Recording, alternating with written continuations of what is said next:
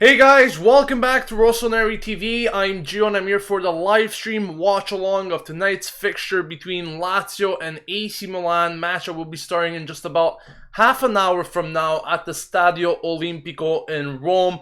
A warm welcome from myself, and of course I'll be joined by Pietro once again today later on in this specific pre-match talk.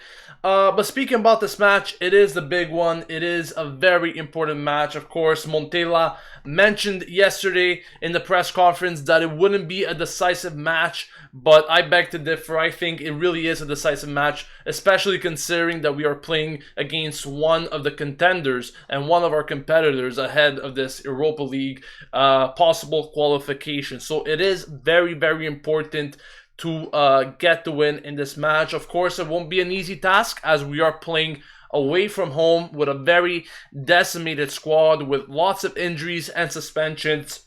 But we will be getting into the starting 11 in just a few moments. But besides that, I'm expecting a very tough match. I think it's going to be, I wouldn't say heavily dominated, but I think Lazio will be having a lot of the ball, a big share of the ball possession, and I think Milan, the few chances that they will be getting, they definitely need to finish, something that we haven't seen them doing in recent times, and more times than not, that is what made us suffer in the final results. So like I said, it's going to be very tough to get something here against Lazio, but I'm hoping for the best. I'm hoping for that fighting spirit or something that came out of that match against Bologna to be used as an extra motivator going into this one, because we're going to need all the motivation that's possible in order to get something out of it. Also, I would like to remind you guys that the first time we played Lazio this season, we did beat them 2-0 with goals there coming in from Bacca and Yang.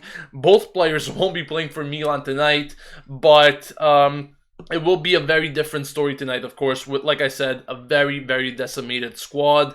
And also, I would like to emphasize on the point that I mentioned yesterday in the match preview, that this match is very important also for another reason, and that is the head-to-head record that could be a final decisor once the season ends. Of course, as we all know, if two teams are leveled on points at the end of the season, it's going to go to head-to-head record. And while we have that advantage at the moment with Lazio, and even though it might be improbable that we do end level on points with them at the end of the season, you just never know in football. These things could happen as well. Therefore, we need to make sure that we do get at least a tie tonight to have that advantage over them, but a win will be the ultimate result for us, of course. Now, I'm going to get into the AC Milan starting 11, and afterwards I will be opening the call for Pietro to join us, so he's going to have his discussion, his thoughts on the starting 11, and what he's going to be expecting in this match. But we are going with Donnarumma in net, Abate, Gomez, Zapata, and Vangioni in defense, as I confirmed yesterday in the match preview. Paslic, Locatelli, and Poli will be starting in the midfield, and quite a few changes up front. We got Suso playing on the right wing, Deulofeu playing as a false 9, and Ocampos getting his debut for Milan playing on that left wing. So like I said, lots of changes, especially in that attacking trio, something that many people weren't expecting. A lot of people were still thinking that Montella was going to give a chance to Bacca yet again, like he did endless times this season. But finally, I believe he's moving on. He's moving on to something different. And I think it will be a fresh batch of ideas today, given the disposition and the lineup that Montella really put forward for this game. But without further ado, let's welcome Pietro to this live stream watch along. Pietro, how are you today? Are you confident ahead of this match against Lazio tonight? Hey, Gio, thanks for having me on again. Appreciate it. It's always a pleasure. Am I confident ahead of this match? My heart is telling me yes. My head is telling me no. I have some doubts in this match, but I'm hoping for the best. I'm trying to stay optimistic. Now, we took a look at the lineup there, Pietro. Like I said, lots of changes, as expected. Maybe not so much in that attacking sense, But what do you make of that attacking trio composed of Suso, Deulofeu, and Ocampos? Could it be the solution? I mean, we really did see a lack of goals coming in from Milan in recent games all throughout the month of January. Even against Bologna, we had lots of difficulties, of course, due to unforeseen circumstances. But even when we were playing with the same number of players, we didn't really finish our chances despite us having quite a few. Do you think this attacking trio could pose some dangers to Lazio tonight? I do. I think that we need a change. It's obvious. I mean, the numbers speak for themselves, and I think Montella sees that coming into this match. Starting Deulofeu as a false nine. I'm not a huge fan of the false nine. I like the striker idea. But when our strikers aren't producing, to bring in Deulofeu as a false nine, where he could be very flexible up there, and hopefully Suso and Ocampos can find him and get on the board quick. I do think it's a good idea that we're switching something up. We need some change, whether that be formation or whether that be a complete change in our front three or taking out Baca like he's doing. I think it's a good idea. I like what he's doing here. If it works, great. If it doesn't, well, we'll go back to the single striker with Lapadula or Baca. But we've got to make an attempt to change. Nobody can criticize Montella for trying something new. And I definitely agree with that. And I really like the idea of Montella going forward in this match with fresh ideas, really. Fresh players. Something that Lazio, might have not studied throughout the week because they were probably expecting either Baca or Lapadula to start in that position. But both have been snubbed. And what do you think about Lapadula being snubbed again? Baca got pushed to the bench and many people were expecting Lapadula to take his place, but even there, Montella said, "No, I will be going with Deulofeu instead." What kind of message do you think Lapadula is getting here? He hasn't finished off his chances when he's had the chance to. I mean, yeah, he hasn't been given it nearly as much time as Baca, and I would have liked to seen a little bit more consistency and game time from Lapadula, so he can gel with the rest of the team. But I mean, like I said, I think Deulofeu coming in is a positive thing. If it doesn't work, we're going to get the idea within the first half hour, 45 minutes that this is not working, and I think Lapadula will come in. I think what he's got in mind is Lapadula hasn't played in a couple games. I think he's going to bring him on as like you like to say, Gio, as a super sub and come in and hopefully make an impact. I think that if this false nine doesn't work, Lapadula will come in, Deulofeu will move left, and Ocampos will probably come out for Lapadula. That's what I'm thinking, at least. Yeah, definitely very interesting there to see what Montella is going to do with his attacking trio if it doesn't work out. I'm obviously expecting a miracle. Everything will work fine. Let's hope so. But also another thing I had in mind, it's probably because Deulofeu has been really in form recently. Obviously, he might use that game, that pass, that assist that he served to Pasalic as an extra motivator as well. So, maybe he is really in a high spirit at the moment, and that's why maybe Montella is once again going with this option. So we'll see exactly what Deulofeu does in that position. But I also want to speak about the midfield. Last game, Pietro, unfortunately, Locatelli was the man that got sacrificed due to those injuries and specifically the suspensions. Of course, Locatelli coming off for a defender. I believe it was Gustavo Gomez at that time. So he was a player that was sacrificed. And we obviously haven't seen Locatelli playing in a while. If I'm not mistaken, Bertolacci was the one chosen against Sampdoria. Or Jose Sosa, rather. My apologies. So Locatelli, we really haven't seen much of him recently. But do you think now that he will be starting, and chances are that he won't be the player to get sacrificed again, do you think he could have a positive game, of course, after a series of less positive games in the month of January? Yeah, it's time for him to get back on track too. I think he knows it. I think everybody knows it. And like you said, it's a shame that he was the one that had to be sacrificed because that's not what Montella had him on the agenda for that day. That was not in his mind that we were going to get two men sent off and have to sacrifice our star midfielder.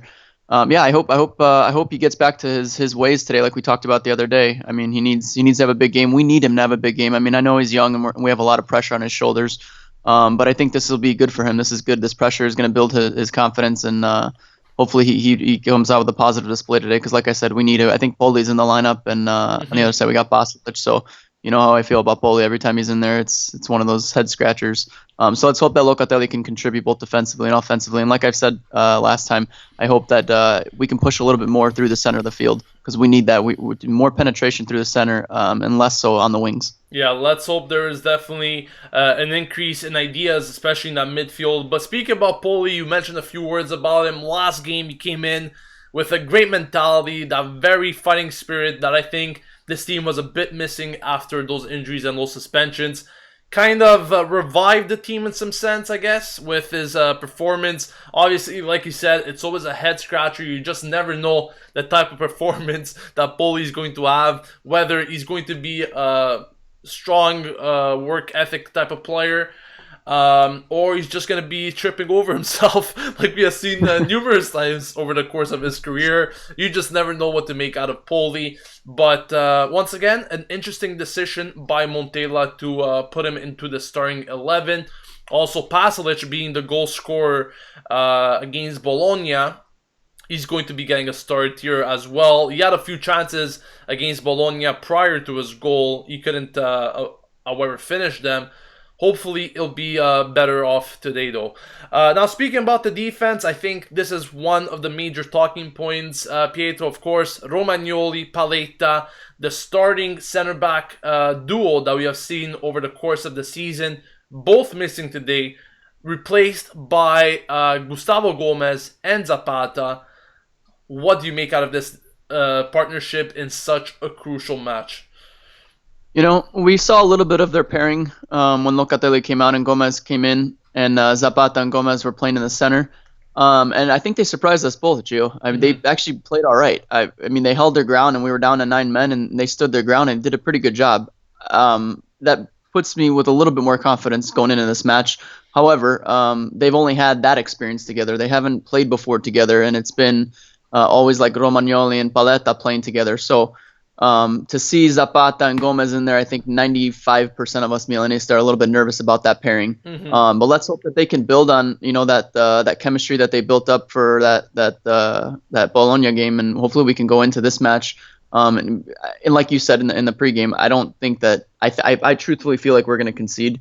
Because every time it seems like Gustavo Gomez is on the field, we're conceding. Not that it's always his fault, but I think that we're going to need a big game from them, and they need to stay solid. Zapata's got a command back there. He's the one with the experience in Serie A. Gomez is going to be the one following. So let's hope that this works out, and let's pray that they could pull it together and concede as few goals as possible. And let's hope our strikers get on the board. Yeah, let's hope so.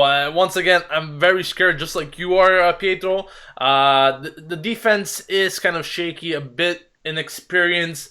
I guess you could argue. I mean, Abate and Zapata definitely have the experience, but we haven't seen much from Zapata. We've seen more from Gustavo Gomez this season. He's had positive games, but I think they're gonna have to be impeccable tonight if we're to at least keep a clean sheet. Which, once again, I'm not saying it's impossible, but very, very unlikely.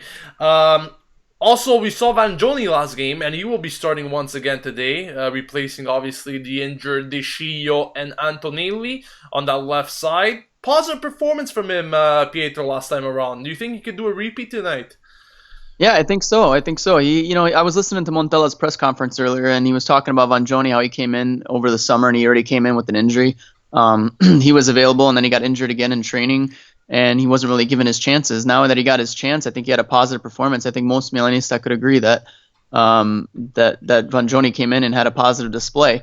Like I said before, is he the most powerful left back we have? No, but right now that's all we've got, and I think that he's good enough to do the job here today. I think he's going to come out with a strong performance. I think he's got a point to prove, and let's hope that he proves that point to all of us. Yeah, let's definitely hope so. And of course, Donnarumma in net. Last game, he came out crucial with some very nice saves to keep the result level at 0-0. And sometimes those crucial saves really go a long way. Like we've seen, we got the game winner. If it wasn't for those saves, maybe we would have expected some other result. I'm expecting Donnarumma to face lots of shots today. Once again, very difficult task to keep a clean sheet tonight, but nothing is impossible. And of course, Donnarumma has performed miracles over the course of the season. Why not see him again do such a thing tonight? Now, before I do get into your comments, guys, concerning tonight's match, I would like to know your predictions and maybe goal scores if you guys would like to include in your comments. I'll be reading them. That's for sure. But it seems to be that there are some confirmations regarding maybe Marchetti being out of this match. I'm gonna double check on you for you on that. Yes, so Marchetti is out of this match. That is the Lazio goalkeeper, and their backup will actually be starting instead. Well, Pietro, Good. what do you think about that Yeah. now? I think that's a big deal. That's a very big deal. Not only because of Marchetti's talent, but the leadership that he has back there is tremendous in this team. Watching Lazio over the season, the how he commands his penalty area, and how he's aggressive in the box like that. I think that team strives off his passion, because he's one of those players like Bolli that brings a lot of heart to the game. So because they're missing that keeper, that's gonna be pretty big. You know, I am watching the pregame right now. I am seeing Marchetti kick the ball around. I don't know if he's in the lineup or not, or what's going on, or why he's out. But good positive for us if he's out. Yeah, definitely a big positive. Like I said, even the second goalkeeper, he probably wasn't expecting to start in this match. His head might not even be all ready for the game. So, yeah, definitely some positive to take out of that. And, after all those injuries that Milan got throughout the course of the past few weeks, I think it's fine to say that Lazio could do as well with an injury themselves. Obviously, we are not trying to be mean to Lazio, but it might just We'll take any break we can get, right? Exactly. That's exactly you really took the words out of my mouth there. So yeah, definitely. I hope it will be a positive point for us. Now, a lot of you guys are asking me if you call into Skype. You guys will have the opportunity to do that at halftime and after the match. As per usual, the Skype name is Rossoneri TV altogether. So you guys will be having the opportunity to do that later into this live stream watch along. Just a few announcements before I get into your comments and predictions. Of course, as usual, we do have objectives set for these live streams. Tonight's objective, as usual, is 100 likes. If you guys could leave a like if you haven't yet, it will definitely help out the video and the channel. Also, don't forget to subscribe to Rossoneri TV to stay updated with everything going on at the channel, at the club, sorry, on a daily basis. And tonight's target will be 11,800 subscribers. If we could reach that, that'll be amazing. So if you're a Milanista, if you're a Rossonero, you're enjoying the content, we do post daily videos. At least we try to, where we speak about everything going on at the club with different topics and so forth. So make sure to hit on that subscribe button if you haven't yet.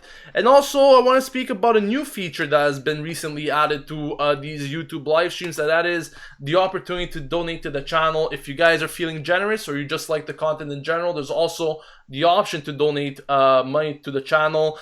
You guys could stand out your comments by doing that. In order to do that, you just have to press on the money icon right below where you type in your comment.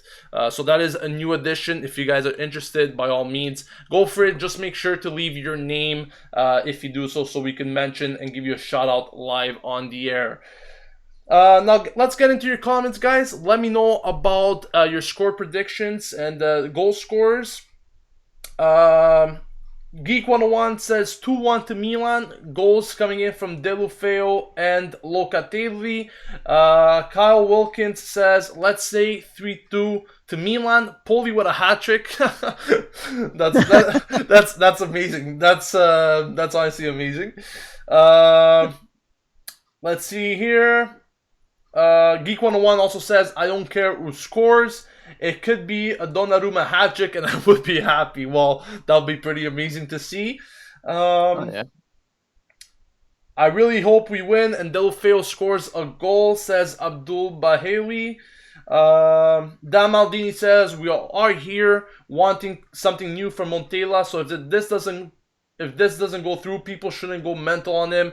Maybe Lapadula instead of Ocampos, but exciting lineup. It is a very exciting lineup, and a lot of people have been giving stick to Montella for his recent lineup decisions, and I could agree with that because Baka did get a lot of starts in which, in my opinion, didn't really deserve at times due to his form. So it is nice to see a new, lineup, some fresh ideas being implemented in the squad.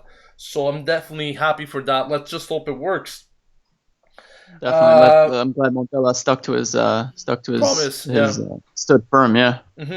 Kyle Wilkins is also saying a Poli hat trick. Well, these guys are honestly on the roll today if they get it right. Rosso Guy says 3-2 to Milan. A lot of people predicting a very high-scoring match. That is pretty interesting to watch. Cameron Armstrong says, my heart is saying Milan 1, Lazio 0. However, my head's telling me it will be Milan 1, Lazio 2. Unfortunately, we do not have the best starting 11, and playing a new trio is going to be risky.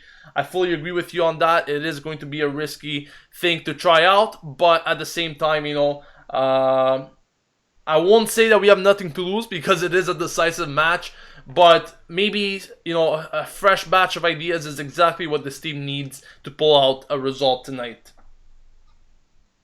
Echo says 2-0 to Milan, Suso and Locatelli. Giuliano Lapadula says 2-1 Delufeo and Poli for Milan. Abdul also says this could be another tactical masterclass move by Montella like he has done with Fiorentina. And Pietro, I just wanted to speak about something to you. I've read comments coming in from, I don't know if you read about these declarations coming in from Berlusconi, once again being unhappy with Montella and the way that he's making the decisions rather than Berlusconi himself. And, it just boggles my mind why, he always wants to be at the top of everything, Berlusconi that is. Why he always wants to dictate. And, I've said it several times, if he has all these ideas, why doesn't he become the coach himself? And I just don't understand. Exactly right. I just don't understand why he would go on to hire a coach and then he needs to impose his own ideas on the coach. What do you make about these recent declarations on Montella? Apparently, he even had something to say following that Supercoppa win in Doha. Yeah, Berlusconi, you're right. Why isn't he just coaching if he has all these ideas? I mean, he's always getting involved. Honestly, I'm like, I don't even care what this guy. In less than 3 weeks later anymore, what you think, because we're going into this year the way Montella wants it, and hopefully the Chinese buy this club and we don't have to worry about your input anymore because the coaches are the ones that make these decisions. Well, yeah, that's it. And I think Montella's... I think Montella's here to stay, by the way. Even though Berlusconi is having, once again, these talks, he always, like you said, wants to be at the center of attention. And thinking of it, in just a month's time, he won't really be owning the club anymore. So I don't know what say he will really have in keeping a coach or choosing a new one. But it's pretty annoying, to hear on a frequent basis coming in from Berlusconi, even when the guy was doing a good job. I think it's just unnecessary drama being added to the team's status, which... Yeah, and Gio, yeah. You remember, you remember the days of Ancelotti. I mean, Ancelotti was criticized too, and look what he did for our club. Exactly. But, Berlusconi he wants to put his mind in. He feels a certain way that, Milan, he's stuck with the whole 4-3-1-2 with the trequartista back there, and he thinks that that's just the way to play. But the thing is, if you don't have the players to play that formation, he needs to just calm down and let Montella do his thing. Exactly. That's exactly it. And I honestly couldn't put it any better. Now, we are about 5 minutes away from kickoff at the Stadio Olimpico, of course. We will be talking about the match throughout the entire duration of it. And you guys will be able to even give your comments, your feedback on the performance, or anything you want to speak about in general concerning the match in the comments section, or also you will have the opportunity to do it through Skype at halftime and following the match in the match review. Milan Fever is actually saying watch Montella being sacked if we lose this match. Personally, I don't think so. I mean, firing Montella for the loss of this particular match, knowing that you have so many players missing, knowing that so many players are not at your disposal, and you're forced to make very rash decisions that maybe, you're forced to make just because you don't have the usual players, the usual lineup. I think it's just unbelievable something like that will happen, and I think Berlusconi needs to be a bit more understanding than that. To be honest with you, you cannot just throw out the work that a coach did in the first half of the season, following a bad result, if we do get one tonight, and Montella needs to be given time. I've said it last game, Pietro. He did a very good job with his team, a very young squad. Many players weren't even starters at the beginning of last season under Mihalovic, or Brocchi for that matter. And Montella has been giving them ideas, and I think with a new talent being added in the summer, Montella could do an even better job. But to hear about his probable dismissal if we lose this match, I think it's pretty much nonsense. What do you think? Yeah, I would have to agree with that. I think it's nonsense. I agree with you, Joe. These rumors are just, they sell papers, like you say. In Italy, everybody buys this stuff and everybody believes this stuff, and they love drama and they love to talk about this kind of stuff in Italy. You and I have both been there and know what it's like firsthand experience. Exactly. That the media is crazy in Italy, and the people are even crazier to believe it, in my opinion. But no, I don't think. I think the reason why we are where we are right now in the standings is because of Montella. I think if Mihailovic or anybody else was here right now, as far as our past managers that we had in the last 3-4 years, I think that we would be even lower in the table. We have to give credit to Montella to what he did in the beginning of the season, and taking into account the players that he has at his disposal. I mean, he's doing as much as he can do, like we've talked about. This team is young. This team has a lot to learn still. And give the guy credit. He's had so many injuries and so many stupid suspensions from players making silly mistakes and costing us these suspensions the next day. I mean, the Locatelli red card, okay, the Locatelli suspension, the Locatelli mistakes. These kids are young. You're gonna have to expect that. There's no way these kids could develop without making these mistakes. But the older guys, the more experienced guys, the Abate, Paletta, and these guys need to be the ones to set the example, and you can't blame Montella if they're making these kind of mistakes out there. Yeah, exactly. Like even Paletta, they're making all those reckless challenges, getting himself suspended numerous times this season. Definitely doesn't help the situation, and it always seems to be, you said this last time, Pietro, it always seems to be before we have a big match like tonight, these players seem to be missing due to stupidities or stupid sending offs. And, personally, I can't wrap my head around it, because these players are supposed to be the ones with experience. They are supposed to be the ones that should be, giving the positive influence to the younger ones. But unfortunately, we haven't seen that. But once again, getting back to the comment regarding the media, we all know that in Italy, there's always continuous false accusations, false reports, or just anything to let the fan start to wonder things. And I think that pretty much sums up the media in Italy. But we obviously have to turn our attention away from that. Maybe just some final comments before the game will be kicking off. It's Nico says, I'm Italian and Milanese, and the Italians really love to gossip. I think we all need that. That's pretty much it. Amen. Mariano says, let's try to finish the first half with 11 players. That would be good. That'll be good. That'll be a good start, I think. Personally, I believe that, like last game, there was absolutely no motive to see a suspension, to see a sending off in that first half. And we did speak about it, sometimes these early bookings that Milan tend to get could actually prove to be influential for the rest of the match. And and if I was Montella coming into this match, I would challenge my guys and say, hey, let's try not to pick up one yellow card. See if we can do it. Unless it's absolutely necessary, like a foul tactical, like we were talking about, a tactical foul. Yeah. Then let's not pick up any yellows, because that will set us up for success in the second half when we do have to make these fouls. Now we're not already on a yellow, and we can afford to do so. Yeah. Finally, Pietro, maybe a last minute prediction. Really, what do you think the final score will be tonight? Final score for me, I believe we're going to get on the board here, but I also believe Lazio are going to get on the board. I'm going with the 2-2 draw. Wow. Let's hope I'm wrong and we win. Pretty high-scoring game for you as well there. I don't know what I could say regarding the final scoreline. It is a very, very tough match to predict. And like you said at the beginning, Pietro, your heart's telling you one thing, your mind's telling you another. It's very, very difficult to actually, get a. I think. I know. You know what? I think both teams will get on the board. You know what? I'm gonna go for a 2-1 win, Milan. 2-1 Milan win. I just think that fighting spirit, that motivation that they got against Bologna, being down to man and still getting a result, could impact this match in a positive way. Could actually, give them something to think about when either they're in a losing situation or where things are just blocked in general and they can't seem to get anything out of it. Maybe that last gasp of fighting spirit could actually prove to be influential today. But I'm really expecting a tough match. We have to limit our mistakes.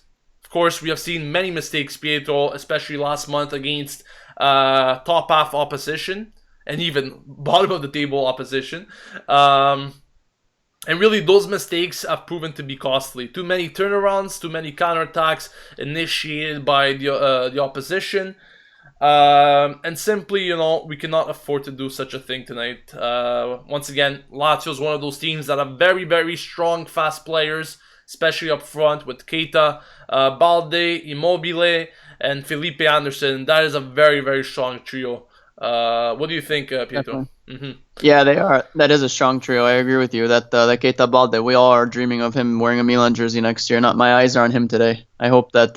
Let's hope that he doesn't have too good of a match. Yeah, let's definitely hope so. But yeah, I hope you're right, Gio. That 2-1 scoreline, that sounds realistic. And I think that if these guys come out, if Milan comes out to play, when we come out to play and we have that mindset in, there's few teams in Serie A that could beat us. But when we come out and when we look like little boys that our girlfriend broke up with us. It looks like we get all sad. Yeah. It always seems like you just never know what kind of mentality Milan's going to go with. Either a very weak mentality or going to get off to a strong start. Let's hope it's the latter tonight, because we really need to have a strong start to this game, especially not conceding in the opening 10 minutes like we have done a lot of times over the course of the season. We are just about to get started here. Kickoff, referee whistle in the mouth, and everything should be starting in just a few seconds. And we are underway at the Stadio Olimpico. Once again, guys, thank you all for joining us. Really appreciate the support. If you guys want to share the video on social media platforms, by all means, go for it. The more people we are, the better discussion we could have. Milan are actually playing in their green jerseys tonight. We haven't really seen much of that this season. But maybe they will bring good luck to Milan. Who knows? Yeah, let's hope so, because I think the last time we wore them was against Napoli, and that didn't end up too good. I see. I don't even remember that, to be honest with you. But yeah, let's definitely hope there are good luck charms tonight. Obviously, Lazio playing with their traditional light blue and white kit. I read actually a really interesting statistic, Gio, this morning, that Yes. The last time we played Lazio was at the San Siro, and only 2 of our 11 that are in there right now were starting at San Siro, and those 2 are Donnarumma and Suso were the only ones that started that match at San Siro. Yeah, I read that as well, and it's kind of crazy, like 2 out of the 11. That just pretty much shows really how many players are injured or suspended for Milan in this game. Already an early shot there from Keita Balde, easy save from Donnarumma, but yeah, Milan definitely have to limit those chances, even from outside the box. Lazio is gonna really shoot from everywhere in this game. I think they're not really gonna worry about shooting from inside the box. As long as they get a shot, they need to test Donnarumma one way or another. And I think they're just gonna be taking a lot of shots at him tonight, especially knowing that this defense is weaker than it usually is. Yeah, and that's an interesting point you bring up. I was watching some highlights from some of the bigger some of the other leagues and some of the main leagues in Europe, and I was watching that a lot of these highlights, these guys are shooting from outside the box, and it's something that we don't do much. The only one that has the courage to take a shot from outside the box, it seems like, is Kuchka, which obviously is not playing. But we need to take some more shots from outside the box and just test the keeper. Even though it's not the best look, maybe we can get a rebound off it or something for an easy tap and be creative. Well, I mean, many times I think when it comes to the final third, we are never capable of really putting our chances to bed. But like you said, I don't understand why we refrain from shooting outside the box as well. Like, we have some pretty good shooters, and it always seems like Milan has to sort of find a complicated solution to finish their chances, or at least take a shot on target. Sometimes, like they say, and they teach you this even in the early years of playing football or calcio, you gotta take your chances no matter how you get them. It doesn't really definitely mean that you need to wait until you're in the box, you're a few yards away from the goal line to take your shot. You need to take those chances from wherever you currently are and just hope for the best. Definitely. Lazio with some early movements here. That's very well defended by Milan's midfield. And what I've been noticing in these early minutes, Deulofeu, brilliant there to take away that ball from the defender. Very good chance there from Deulofeu, but he wins himself a corner. That's exactly the type of work ethic you want to see from Deulofeu. We spoke about it several times. You're expecting him to be fed the ball and use his speed to get past defenders. In that moment, the defender actually had the possession of the ball, but Deulofeu did a good enough job to dispossess the defender there and get a chance out of himself. He's the quote-unquote striker tonight. He's already been involved. I mean, this is clear that Mbaka's not being involved enough. Not to go back on a player that's on the bench, but I mean, Deulofeu already involved with the play. Through balls to Deulofeu. I like this. Yeah, I completely agree with you. And like you said, I think you summed it up perfectly because Deulofeu's already getting these early chances. And, at times that's exactly what we need. But Milan getting a succession of corners at the moment, much like we saw last time around against Bologna. You remember that, Pietro, in the opening 10 minutes, we got like 5 or 6 corners back to back. It was one after the other. But for some reason, it always seems that Milan cannot, put the ball in the back of the net. I don't know why we are never that efficient on these set pieces. Hopefully, one will. I can only think of one set piece. I can only think of one header that we've scored off a corner, and I might be wrong, but the only one I could think of is wasn't it Paletta against Sassuolo? Yeah, but actually, that one was initially played short to Niang first, and then Niang crossed it. So it wasn't even directly from the corner flag. But yeah, right. I guess you can count it as a set-piece goal. Either way, I'm never too optimistic whenever it comes to set pieces for Milan. I don't really see them doing a good job. But I have to say so far, first 5 minutes... I don't think they were that bad. Milan has had some decent chances themselves. Obviously... No, we look comfortable.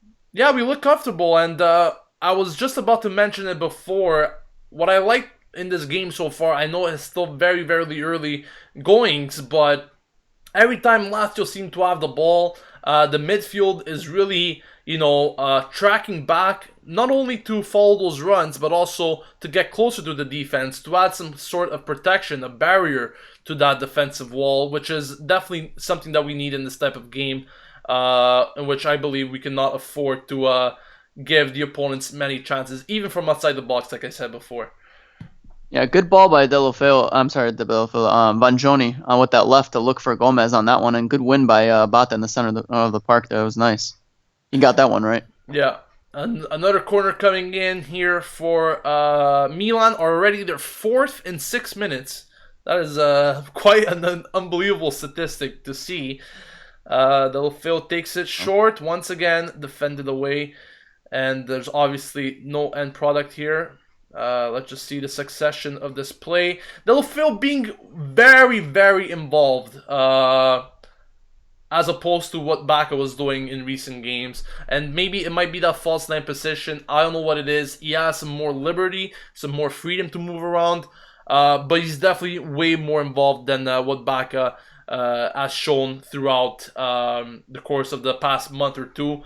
And I think Deulofeu has a very big point to prove tonight, because if he does have a positive performance, if he can contribute to a result here, I think that Montella will have some more head scratching to do, and Baca might actually be considered to sit on the bench for future games as well. So this is definitely a very, very big, important match for Deulofeu to prove a point, in my opinion.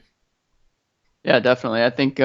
I mean, I honestly, I would like to see Baca be scoring the goals. He's our striker. We're paying him the money, But if we have to play with this false nine, kind of like we did with Menez, with Jeremy Menez a few years ago, then so be it. Whatever works, honestly. If it's working, let's stick to it. If it's not working, let's switch it up. That's how I feel about that. Definitely. Arshia says Gio, the attacking trio is switching around now. Ocampos is playing central, and Deulofeu is playing wider. I did see that. Yeah, and it's good to see a change in positions here from the attacking trio, because once again, you cannot just play to a specific role. You need to change throughout the game. You cannot just have that specific role set to you. It's important because it kind of throws off the opponents as well, and could prove to be fundamental, maybe to get some more ideas, some more chances, something that the opposition is just not expecting in general. So it's nice to see the attacking trio moving around in terms of positions there. Yeah, flexibility. Yep, exactly. Yeah, flexibility. That's exactly something that we spoke about recently, where we mentioned that Montella didn't have much of a tactical flexibility to his game, but we are seeing some changes. Hopefully, these changes will prove to be important, positive, because we need to try out different things in games. You cannot just stick to, even though it's the same formation, we need to try out different players and different roles. We need to really see what some players could do in terms of diversity, flexibility, like you mentioned. Definitely. Opening 10 So far, minutes so good, gone. though. I mean, Yeah, opening 10 minutes gone, and I think Milan's looking quite comfortable. I just hope that they continue down this road and sooner or later get a goal out of it. Defensively, that's been pretty good as well. Like I said, I know it's only 10 minutes here, but some things you can just see from the early goings of the game. And so far, it's been positive for Milan. I want to see a little bit more from Suso today. I feel like Suso's been missing that impact that he's been giving us, before the new year. He's another one that's kind of fallen off after the new year, and it's not strictly his fault why these performances have been what they've been. But I want to see him a little bit more involved in the play today. Hopefully, he can link up with his countrymen there, and we can get on the board. Yeah, let's definitely hope so. Here's a corner kick, meanwhile, for Lazio. I honestly don't understand how Immobile missed that there. It seems a sort of a miss kick, which went up in the air, and thankfully Milan were able to clear it. But yeah, Milan got to make sure to get rid of those balls, defend those set pieces properly. Cannot afford to make mistakes even on defending set pieces. And if you tend to see your Pietro every time that Lazio attacks, what a fine save there from Donnarumma. Double save! Wow. Donnarumma there with a double save. In the end, it was offside. But it's safe to say that Donnarumma's... Oh yeah, that was a very clear offside decision there.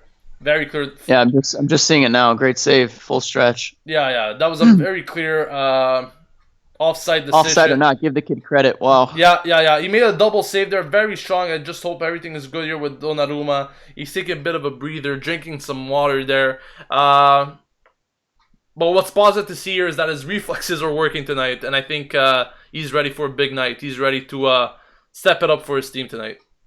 This kid is unbelievable to me. He surprises me every time I watch him. He impresses me more and more. It's like at 17, what was I doing? Nothing like this. You know what's even crazier? It's just a stature. Every time I see him, I just can't believe this guy is about to turn 18 years old. Like, it's just incredible. He's like a monster. He's a mountain of a kid. Yeah. I wonder if he was considering basketball at some point in his life, because he's definitely a very tall player, very tall goalkeeper for his age, and we all know Yeah, the advantage that height could bring to goalkeepers. yeah. I was concerned about him actually growing a little bit too much. I think he's great where he's at. I hope he doesn't get too much taller because then he's going to lose some mobility. Yeah. That's also another thing. As a goalkeeper myself, I know that definitely plays a factor. The taller you are, sometimes you cannot be as stretchable or just movement wise. You're slower in some reactions. You want to be still like pretty capable of moving around, and Sure, it's got its pros and cons. yeah, definitely has its pros and cons. That's true. Now, not too long ago, we saw a pretty dumb challenge there from Poli, as you would probably expect to see, but he got grace with no booking. But we need to avoid those early bookings. We still we're still bookless for the moment. That was a big chance for Immobile there. Gustavo Gomez really stick to him quite well there. Not quite sure if that was deflected on Gustavo Gomez's head. Yeah, it was. So it will be a corner for Lazio, I believe. Gotta make sure that in just a few seconds. No, it was actually a goal kick. So yeah, in the end, Gustavo Gomez didn't get his head to it, but he was still very, very close to Immobile, and that's what you need. Immobile. These guys like Immobile, Keita, Anderson, they're known to make runs, and they're very movable players. They're players that move around a lot, and you have to make sure that you track them. You have to stay close to them, because you never know at what point they might have a change of idea, a different run, something else that could result in a goal or a very big chance for them. So we have to play close to them, I think. We cannot give them too much space to move around and create chances there. Yeah, let's hope Gomez can mark him tight tonight, because he's going to need to. Immobile looks on his game. He's already had a few chances, even though that one was offside. We got to keep him tight. Yeah, definitely. And I think even Keita and Anderson had a few chances themselves, even though they were offside at some points. I think that they're still having chances themselves, and the whole attacking trio, we spoke about it before, Pietro. They definitely have a lot of strengths. I think all three players have different qualities in them that could pose many threats, many dangers to Milan's backline today. And knowing that it's a pretty feeble one, with respect to other times where we've seen Paletta and Romagnoli starting together, they're definitely going to want to take their advantage in this situation here today. Yeah, no question in the challenge today. I mean, on the road at the Olimpico against fourth place, and deservedly fourth place, Lazio. Mm-hmm. I think, or they fifth place now that Inter won. Yeah, they're fifth. But regardless, they're having a great season though. So I mean, it's gonna be a huge challenge on the road. Two new center back pairings and have never played before besides Bologna. I mean, this is gonna be a challenge. Let's hope we can keep them scoreless here. Yeah, we have to limit our mistakes there. I just saw another counterattack from Lazio. Once again, we have to make sure that the ball possession is played right. We cannot afford mistakes, especially stupid ones, because Lazio, like many other teams in that top 5, have very, very strong counterattacks. Players that are just so fast that they will not forgive your mistakes, and we have to make sure that those counterattacks don't happen as frequently. Yeah, if you ask me, Lazio's got one of the better counterattacking sides in Serie A. I mean, they break with pace, and you can see these guys are all, these guys, including Immobile, they break with pace. They've got a lot of speed on the front three there, and we've got to be careful. Yeah, definitely, we have to be very, very careful here. Another chance for Milan. Let's see here if it's going to be a corner. Yeah, it will be a Milan corner once again. I think Ocampos earned that for Milan so far. What's your take on Ocampo so far, Pietro? I mean, we definitely didn't see him have much of the ball, but him changing roles with Deulofeu, could it be something positive ahead of these two players tonight?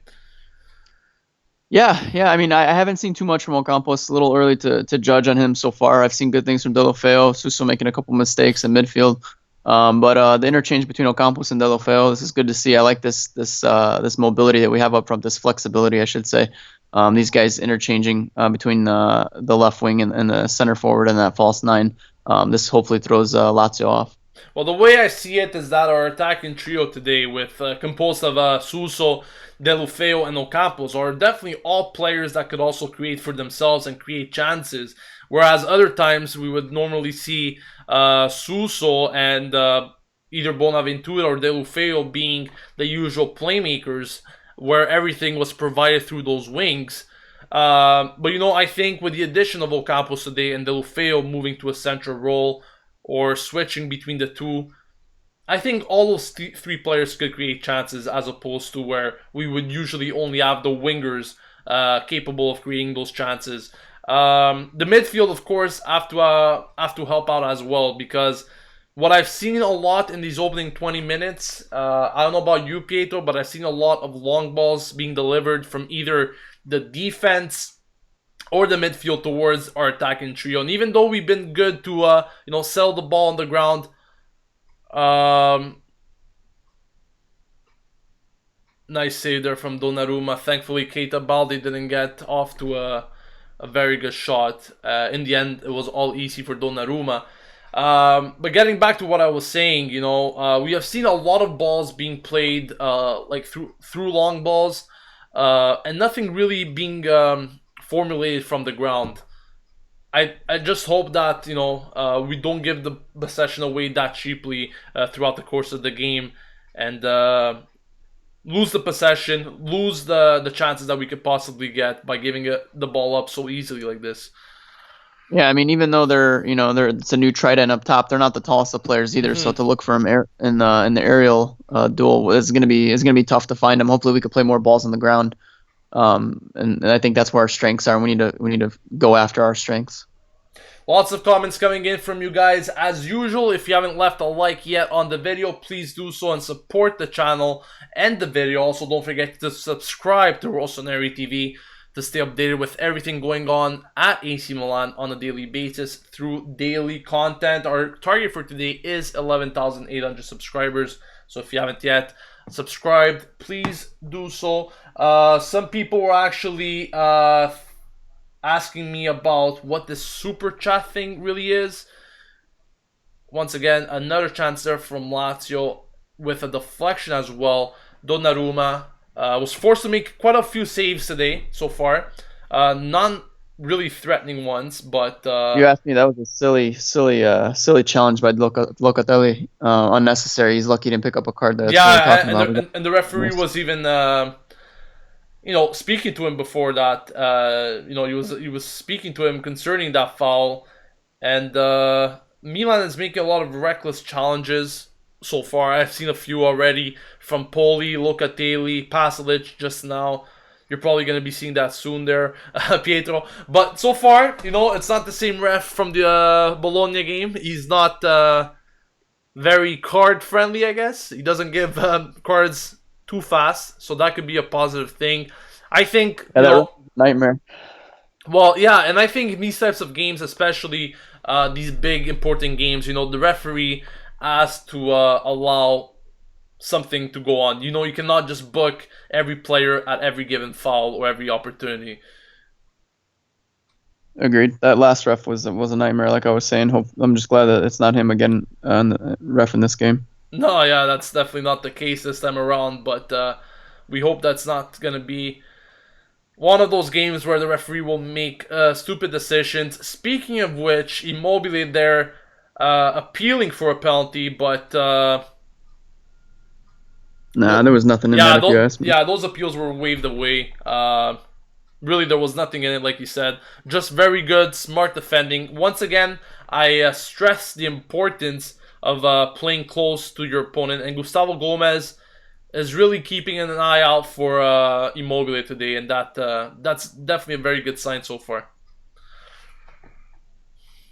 Definitely, I like these refs that let the game play. Mm-hmm. No, don't. For every foul, it's not a yellow. For every time somebody goes down in the box, it's not a penalty. I like that. Let them play. Let them be aggressive. There's not enough in that. Come on, Immobile, get up.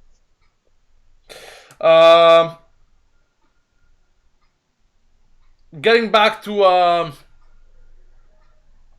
the comment I wanted to make before regarding the super chat. A lot of you guys were asking what the super chat thing is. It's a new addition to YouTube live streams where you guys could donate money and you could have your comment pinned on top of the live chat if you want to be seen. And if you do so, make sure to leave your name so we could give you a shout out on the stream. And yeah, we'll definitely be doing that if you guys are willing to donate. It's in order to do that, you just have to click on that money sign right below where you type in your comment. Some people are actually saying that looked like a penalty. I don't think there was much in it, to be honest. Immobile, definitely as soon as he felt contact, he went down. But I think Gustavo Gomez did his ordinary job. That is staying close to his opponent, not giving him much ground. And at the same time, he was playing the ball. I don't really think... I mean, if every foul or every clash... Contact.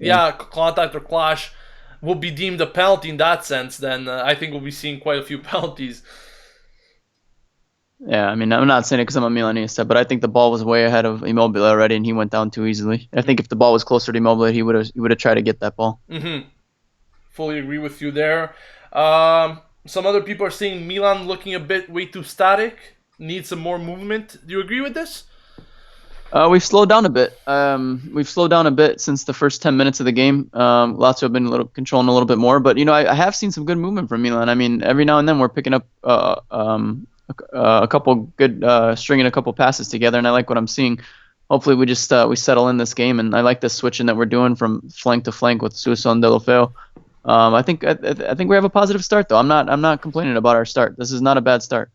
Well, we were just speaking about the yellow card situation a few minutes ago, Pietro, and would you take a look at that? Vangioni being the first player in the book, and we cannot afford to lose a left back. Who are we going to put back there? Calabria? And once again, Pietro, this goes back to the whole thing that we were mentioning last game, and concerning fouls in the opponent's half. This is not even anywhere near our own net. This is not even...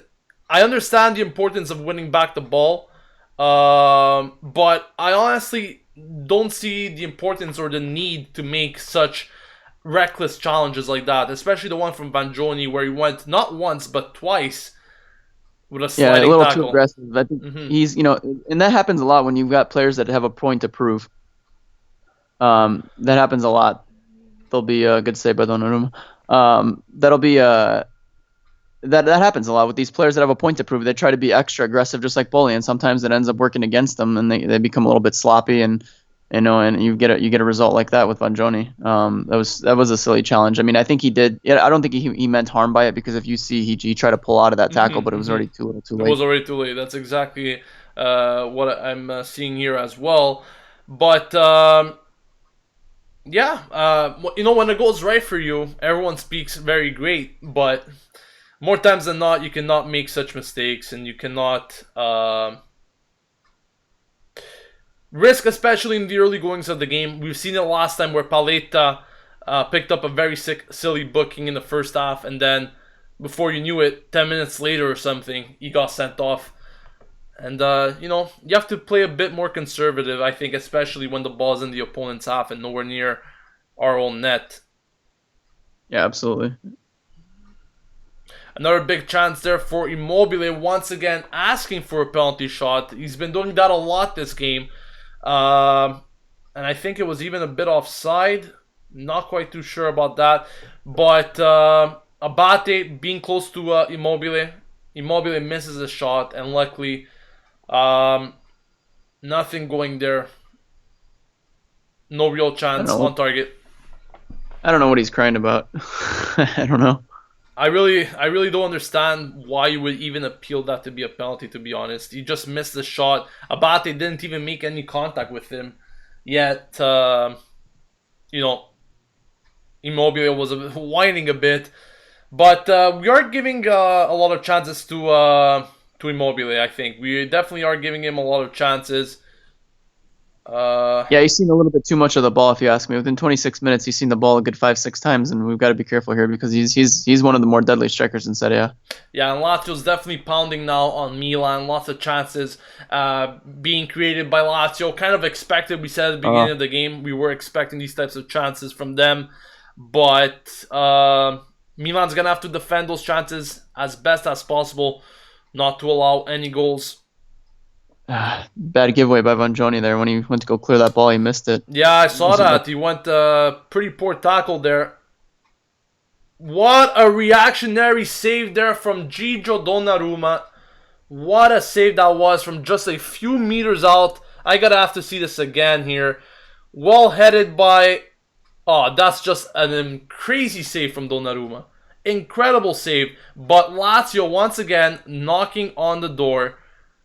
Oh my god. But would you take a look at that? We don't really speak about this too much, Pietro, but these saves could actually prove to be the ones that win you games in the end. It's not all about who scores the goal or who gets the winning goal. You also have to take a look at the saves, those particular events and matches that prove to be crucial. And these are as good as goals, if you ask me. Yeah. You just saw Donnarumma's reaction there. He celebrated that save as if he scored a goal. I think it speaks volumes. Oh, that's a beautiful takeaway there from Deulofeu. Ocampos!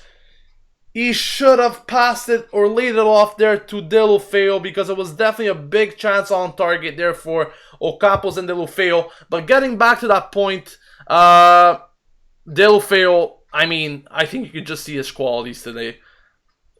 Very unlike Bacca. He's... No. I can't believe he didn't pass that ball. Yeah, you see what I'm saying? I think he definitely had a very good opportunity to lay it off to Deulofeu. Maybe a bit selfish there from Ocampos. Wow. But that was definitely probably the biggest opportunity for Milan today. That was definitely the biggest opportunity for Milan so far.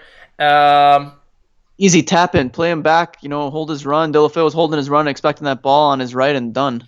We have to finish those chances. It goes back to these things, We said at the beginning of the game, we're probably not going to get too many chances, but the chances that we do get, we're going to have to finish them. And to me, that seems like a very poor chance given away. Yeah, definitely. That was a good opportunity. You don't get many of those. That was a complete mistake by the Lazio defense, and we should have made the most of it. But Deulofeu is doing such a good job at moving around, and what I like about him, specifically what I like about him, is that he chases down defenders, much like Lapadula usually does, but he actually wins those important balls in the opponent's half, which could prove to be, the start of counterattacks, the start of chances. So I definitely really like what I'm seeing from Deulofeu playing in this position so far. I definitely hope that we see more of this from him today. And once again, I like how he's changing positions with Ocampos back and forth, playing from the middle to the winger. And, sometimes these little tactics could make the difference going forward as well. Good run by Poli there. Way to keep the ball. He's playing hard. Gustavo Gomez also, I've noticed a very strong performance from him so far today. Playing very close to... Yeah, very involved, playing very close to Immobile. Not giving him much room. And, even though we don't have our starters, Pietro, I think that our substitutes, players that haven't been playing as much, need to give their input in these types of games. Because at the end of the season... when you're analyzing the whole season as a whole, you cannot just think of the starters, because the substitutes also have an equal importance. These are the guys that don't play as much, but when they are called upon, they need to make sure that they do get the job done. Yeah, and every good team is going to have a bench, and every good team should have depth. Unfortunately, our depth isn't that good, but tonight they're showing that they do deserve some respect, and hopefully they can keep it up for 90 minutes. Well, that was a pretty poor attempt there from Deulofeu. His shot was one to forget. Here's Lazio once again.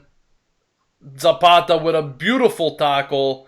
And like I said, I'm really liking how the defense is playing today, closing down every chance Lazio's getting. As soon as one player has the ball and is ready to take a shot or create a chance, you see 2, 3 guys at times right on the feet, not to give them any chance. The tackling overall has been good in the defense as well, besides maybe one instance where Vanjoni missed his tackle. But besides that, I think the defense has been pretty good.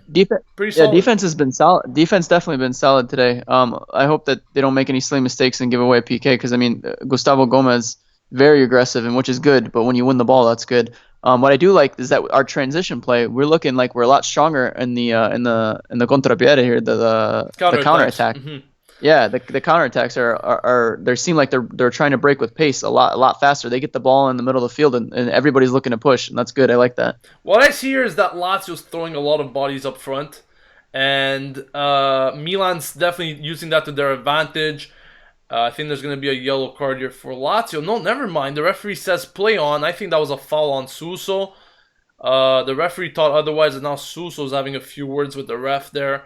But like I was saying, I think Lazio is throwing a lot of bodies up front, and that obviously facilitates Milan's counterattacks, because they will have less players to go through on those counterattacks, and can make the life easier for them.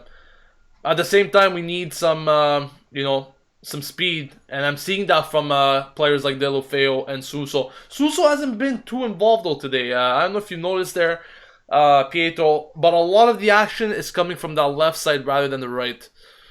Agreed, 100%. That's very accurate there. An observation. Yes, it's not coming from Suso. It's coming more from the left here, which is good too. But we need Suso involved in this game. Yeah. I mean, every big victory that Milan's had this year is Suso's had a great game. And I mean, Suso, he's our leading assist man, and we all know his importance in these type of games. He's the one that is really that masterpiece, that mastermind when it comes to crossing the ball and creating chances. So I would definitely like to see Suso a bit more involved. Obviously, this all depends on how Milan is willing to set up even those counterattacks or attacks in general. But a lot of it is going through either the middle or the left side, something that we're usually not too seen with. We're usually seen with Suso having the emphasis of the ball and him creating most of the chances. But seems like I like what I'm seeing from Vanjoni as far as an attacking presence. When he gets the ball, he looks for that left wing with that left foot. It seems like he's got a nice left foot to cross that ball. I want to see him a little bit higher up the pitch and on that touchline crossing the ball. Well, we spoke about Vanjoni last game. I think he had such an important presence, for Milan, and like you said there, he has that attacking mindset, something that De Scio, I think, lacks in, because De Scio, every time he moves forward, he doesn't give me that confidence. But Vanjoni, his agent even spoke about it. He could also play as a midfielder, so definitely has that attacking mindset, which could prove to be a good thing, especially in crosses. I think that's one of the strengths that Vanjoni could be playing as a fullback instead of guys like De Scio, for example.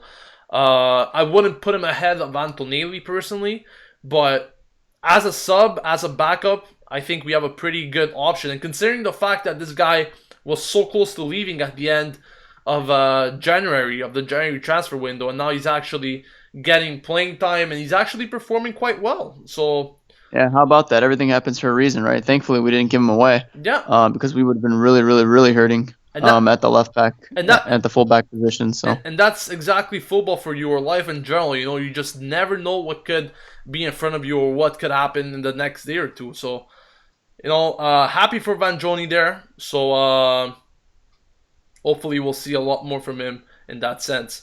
Big chance here for Lazio once again, straight to Donnarumma. Another giveaway in the middle of the park, which Lazio will like to take advantage of, but once again, very strong hands from Donnarumma. Not a threatening shot, he did the job right. Who was that? That was Suso gave that ball up?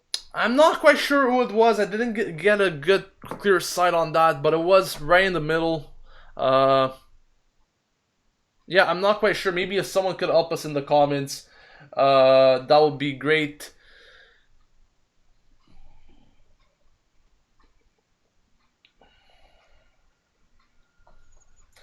Dairo just come on to moderate. Thank you, Dairo, for coming on and helping out the channel as usual. Always appreciate your commitment to keep that chat flowing correctly.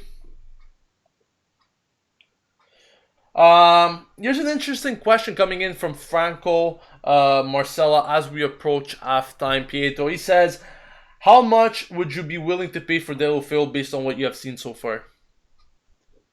Well, I don't think we really have the option. Like it's known he's gonna be going back to either. I think Barcelona wants him back. But how much would I pay for him? How much do I value him at? I mean, I've only seen him a couple games, and it's hard to judge. But from the two performances that I've seen, I would think maybe a 20 million euro price tag would be a lot more acceptable when you look at the 20 million we've spent on Bertolacci. I mean, this guy's done more in 3 matches than Bertolacci's done in a year and a half. So, completely agree with you. So I think 20 million would be a fair price tag, but I don't think we're going to have too much control over that. That's the thing that sucks about the Deulofeu situation. I just hope that he could find a way to help us get to Europe. And then, if he has to go on his way and we go buy Keita Balde and other wingers and we move on from that, that's fine. But that sucks that if he has a great performance with us, he's going to go back. Yeah, that's exactly what I mentioned over the course of January. A lot of people were saying, we need players that could contribute to the future of our club. But already knowing the situation regarding our transfer window and the fact that we didn't have much money at our disposal or any money at all in that regard, I was saying it and I said it over and over again. We need players that will give us the certainties at least until the end of the season and somehow allow us to achieve our objectives. Everything else will be taken care of in the summer, such as signing powerful wingers or midfielders, for example. So, I was stressing this thing concerning our purchases or players we would be able to get on loan as to short-term fixes. And I think that's exactly what Deulofeu, at least what his task seems to be at the moment. If he could positively contribute to Milan's performances and allow us to get back to Europe, I definitely hope that Milan find a way, one way or another, to buy him out from either Barcelona. But I don't think Barcelona would be definitely willing to keep him. I think they have other ideas in mind. But still, it's an obstacle that we have to overcome if we want to get to him in the summer. Yeah, it'll be interesting to see what plays out with this money and how it ends up. I'm just praying we can find a way to get to Europe with these guys and then offload whoever doesn't deserve to be there next year. By the way, getting back to the guy that got dispossessed in the middle, it was Poli. You were asking there, Pietro. So it was Poli, the guy that lost the ball. Thank you guys for commenting in the live chat. A good switch for Ocampos there. A nice look. I like what I'm seeing there. He's getting involved a lot more as the game's progressed. He's gotten a lot more involved. So nice to see. Yeah, I definitely like what I'm seeing here. Locatelli, a foul there on Keita Balde. I don't think he got booked for that. But this goes back to the whole thing that I was mentioning since the beginning of this match. I like how the defense and the midfield is playing really, really close to Lazio's attacking trio, not giving them any room to breathe. That's exactly what we need from the defense today. And very good communication as well so far from what I've seen. Yeah, they're staying stable. I like this. There's no huge clear instabilities back there. They look like they're holding their ground. So this is good to see too. Their formation is pretty solid right here. They're holding their line well. Christy says Poli is good when we are losing or in the end of the game. Christy says if we win, we will all donate to the channel. How about that? Well, it's up to you guys. Whatever you guys want, I guess. I'm not asking for you guys to contribute to the channel if you are financially incapable. But if there are a lot of people that do support the channel, and there's an option to if you guys want to donate. So If you guys are interested, by all means, go for it. If not, nothing will really change. Here's a. What do you think of Pasalic, Joe? Oh, sorry. Once again, yeah, Pasalic. Oh, that was a nice pass there. Speaking about Pasalic, as soon as you mentioned him, he did try a nice option for Deulofeu. I think he wanted to gift him back for that assist against Bologna. But yeah, Pasalic, I haven't seen too much of him, at least so far. Like I said, the midfield needs to be a bit more involved today, but I think he's doing quite well so far. Like I said, I haven't seen too much from him, but he hasn't given away any cheap balls. He hasn't really done any poor decisions. What I'm also liking here is how Ocampos is coming back to help out the defense whenever Lazio have a counterattack. And we need this type of fighting spirit, not only from our starters, but also, like I said before, from players that don't get as much playing time or they're trying to prove a point. So it is important to see that. I think everyone is really playing for each other, even though the score is still 0-0. I definitely see some strong team mentality so far in this team today. Yeah, if I was Montella going into the break where we stand, I think we're playing well. Sorry, repeat that? I'm saying if I was Montella going into the break at 0-0, going into the break with the performance we've given, I think I'd be satisfied. Yeah, if definitely. I were. Same here. I mean, we did have some very good chances like Ocampos there where you could have laid it off to Deulofeu. But overall, I can't complain with the performance. It's not like Lazio were completely dominating Milan. And this goes to prove that when Milan wants to play, it doesn't necessarily mean that you have to have the best starting 11 there at your disposal to get something out of the match. Like I said, I know it is still half time, but you cannot just throw away this first half performance, and you have to look at the positives. And I think, even though there are a lot of players that are usually seen on the bench today, Milan has had a very positive impact so far.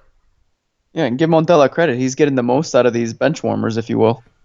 And another thing that I really like here is that we did speak a bit about it before, where Lazio were getting shots outside the box. But I think Milan is actually closing them down so well that they're limiting them to only those shots outside the box. And more times than not, they're really not worrying Donnarumma. So I really like the defensive presence so far. Many people including ourselves, put this defense in doubt when we first saw the lineup, but so far they're proving us wrong, and thank God. I'm just once again very worried about. Oh, I hope that's not a penalty shot, and yes, called it. Just saying, if we can get to the half, and no, son of a gun. Right at the end of the first half, I want to see this again. I know Immobile has been doing a lot of diving today, but I want to see this again if there was a touch indeed from Donnarumma. This angle will probably say it better. Oh, I think there's a complete dive in there. I think there's a complete dive. I think he got Gustavo Gomez's foot instead. Oh, I think there's a pure dive in there. I don't think there's a penalty shot at all in that circumstance. Tell me what you think after you see those replays, Pietro. But I really don't think that there's much in it. I think you're right. I think he did get Gustavo Gomez's right leg. Let's see that again. Oh, come on. That's soft. Very soft. All right, Gigio. Come on, Gigio. It's 1-0. You're going to see it, Joe, I hope. You say it was 1-0? Yeah, it's 1-0, but Donnarumma is very, very frustrated right now with the goal line referee. And I think he has every right to be frustrated here. No, I don't think there's any contact in there. To be honest with you, I'm saying this with a very unbiased opinion. I really think that Immobile emphasizes dive there. And he has done it a lot today. He has done it really a lot today. And unfortunately, the first half... There wasn't enough in it for me. The first half has come to an end with a very controversial episode. And it's unfortunate because, I think it was a pretty positive first half summed up, and it's a shame that all that hard work has gone to waste. Has gone to waste after such a terrible call from the referee. And Donnarumma was actually going face to face with the referee. Immobile and Donnarumma currently having some words. Donnarumma is telling Immobile to get the hell out of his face at the moment, and I think he has every right. I don't think Donnarumma is one of those players that will bullshit such a thing, to be honest. I think he's a very humble guy, and if it's the right decision... he's not controversial like that. Yeah, if he knows, he's going to call it the way he sees it, and of course he's going to believe that he didn't get that wasn't a penalty, but I think he's standing firm on his word here that he didn't touch you. Well, the way I see it, he's a very humble guy, and he's not one that would just say or go against a referee's call, because obviously it was against his favor. But I really, on that note, once again, I've seen the replay a few times, and I really have a hard time believing that the referee has actually awarded a penalty shot for that instance. But it is 1-0 the score at halftime for Lazio. Bia getting the goal there just a few seconds before it. Very unfortunate, Exactly what we didn't need. We had a positive performance going into the half, and we could have carried that over. Let's hope that these guys keep their head up and still believe in this victory, because I still do. Yeah, it's a real shame to just throw everything away, like I mentioned before.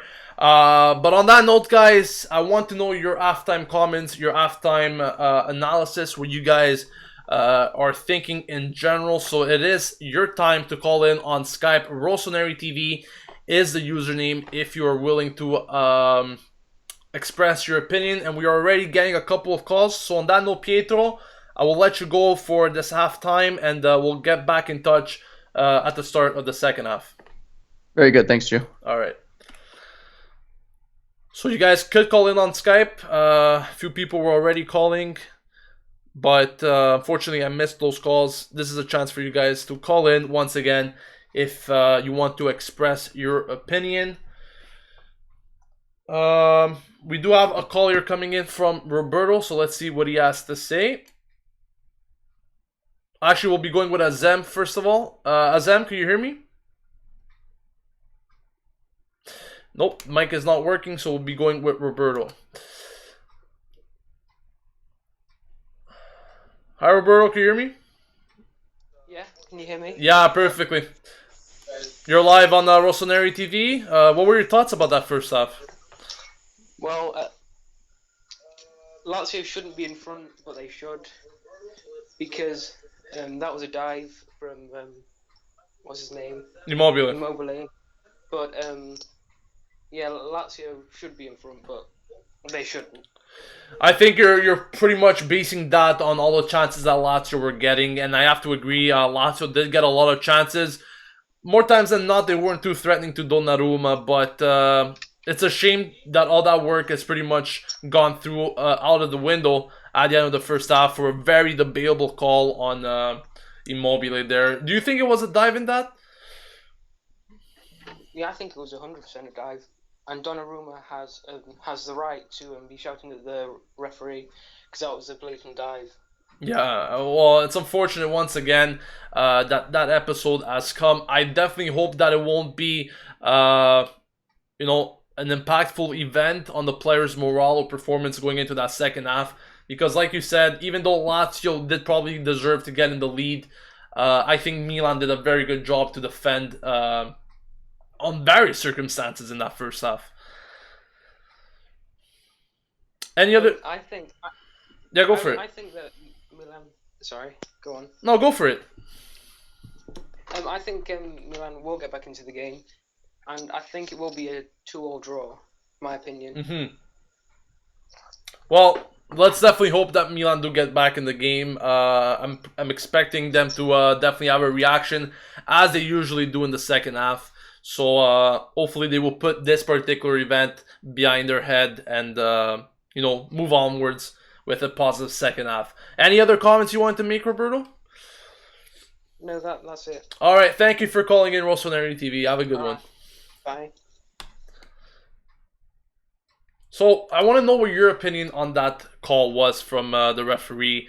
Do you believe it was a dive, or do you think that the referee made the right decision, made the right call toward Lazio, that penalty shot. Leave your thoughts in the comment section or give me a call on Skype at Rossoneri TV. Yusuf says Milan didn't do a very good job defending. Rather, Donnarumma did a very good job of saving your ass. It should be 3-0.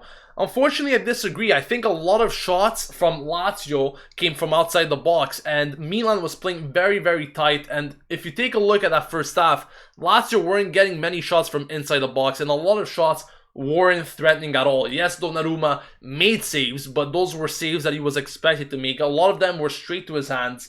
There were a few events in which, Donnarumma definitely made some saves that could have been goals, like that point blank reaction, I forgot on who, just a few meters away, and I definitely believe that Lazio should have scored there. But defending wise, you probably couldn't expect too much from this the starting defensive line, and I think they did more than many people expected. Once again, I like that they were playing very, very close to their opponents, not allowing them to get really through on net in that box, and really limiting them to shots from outside the box. I am getting another call from Arshia, so let's see what he has to say. Hey Arshia, how are you, man? You're live on Rossoneri TV. What were your thoughts on the first half? I don't think we did too bad, to be honest. With the team that we got right now, with all the injuries and suspensions and all that, I think we're doing pretty much the best we can. I want to see a little bit more from the midfield. Like, the defense wasn't too great, but that's all we have. We have no replacements for him. So the midfield is probably the part of the field I would say that's underperforming the most. Poli, I wanted him to go off in the second half, but towards the end of the first half he started to pick it up a little bit. But I'd rather see Bertolacci take his place, because even though he's not that good defensively, I think we can use him going forward. He can help us. I definitely agree with you. I think Poli does a lot of the dirty work in that midfield, but what I've seen from this midfield so far today is really a lack of ideas. I really haven't seen them too involved in the play. I was mentioning this throughout the first half, and a lot of the plays have been straight long balls at times from either the midfield or the defense towards either Ocampos or Deulofeu, but really nothing has been too ongoing from that midfield, and I want to see them more involved, want to see them maybe, being a bit more with ideas in mind. And so far, I haven't seen that too much from the midfield. But what do you think about Deulofeu and Ocampos switching around in positions there? I mean, I like it. I think it's good because Deulofeu is a little bit short, and Ocampos is he's really good. I think that could help. First of all, they're gonna confuse the Lazio's defense, and like I said, the combination, what do you call it? Ocampos is taller, so he could go in for some of the headers if he's in there, or if Deulofeu is in the middle, he can try to take on the players. But I mean, I like it. I think it's good to keep switching around. Yeah, some people are mentioning in the comments that, for example, Ocampos or Suso were pretty much useless in this game. I don't really agree with the Ocampos thing, because I think he did get a few chances himself. One instance, he should have passed it off to Deulofeu. Yeah. But Suso really hasn't been involved, and I was mentioning it before with Pietro on the live stream. A lot of the action is going through that left side, not so much on the right side, and usually, we're used to other things. Do you think Suso could pick it up or maybe get more involved in that second half? I don't know what's going on with Suso. I don't know if he's just tired, he needs some rest, or in the past couple of games he hasn't been performing like he was last month or the month before that. It's either that they're figuring him out, they're just putting too many people around him, or it could be fatigue. But yeah, I agree with you. Suso has been kind of non-existent, especially today. Yeah, he's been pretty invisible. Let's hope he picks it up in that second half. Thank you for calling in, Arshia. Do you have any Yeah. final thoughts, or that's it? Not really, but that penalty, I don't know about you, but I honestly I can't decide. It's really close. I can't decide if it's a foul or not. You know what? I've seen it from different angles, and I still can't seem to get a very, very clear picture of the actual contact. If I do maybe get a zoomed in video or a zoomed in picture where I could actually see better of that contact, then I could give you my decision or at least my input 100%. But from the initial looks of it, from the actual footage that I've seen, I really think that was a dive. I don't see Donnarumma really getting much of Immobile or Immobile at all. What I actually saw was him getting Gustavo Gomez more than anything. I think he made contact on Gustavo Gomez rather than Immobile. And Immobile was really going down a lot in that first half in the box. Yeah, the whole Lazio team, they were diving a lot. It was pissing me off. Yeah, and you know what? I think Milan should start doing the same in that second half, you know. Like I said, if Lazio do it, why can we not do it? And sooner or later, I think the referee was going to give something to Lazio after all those dives.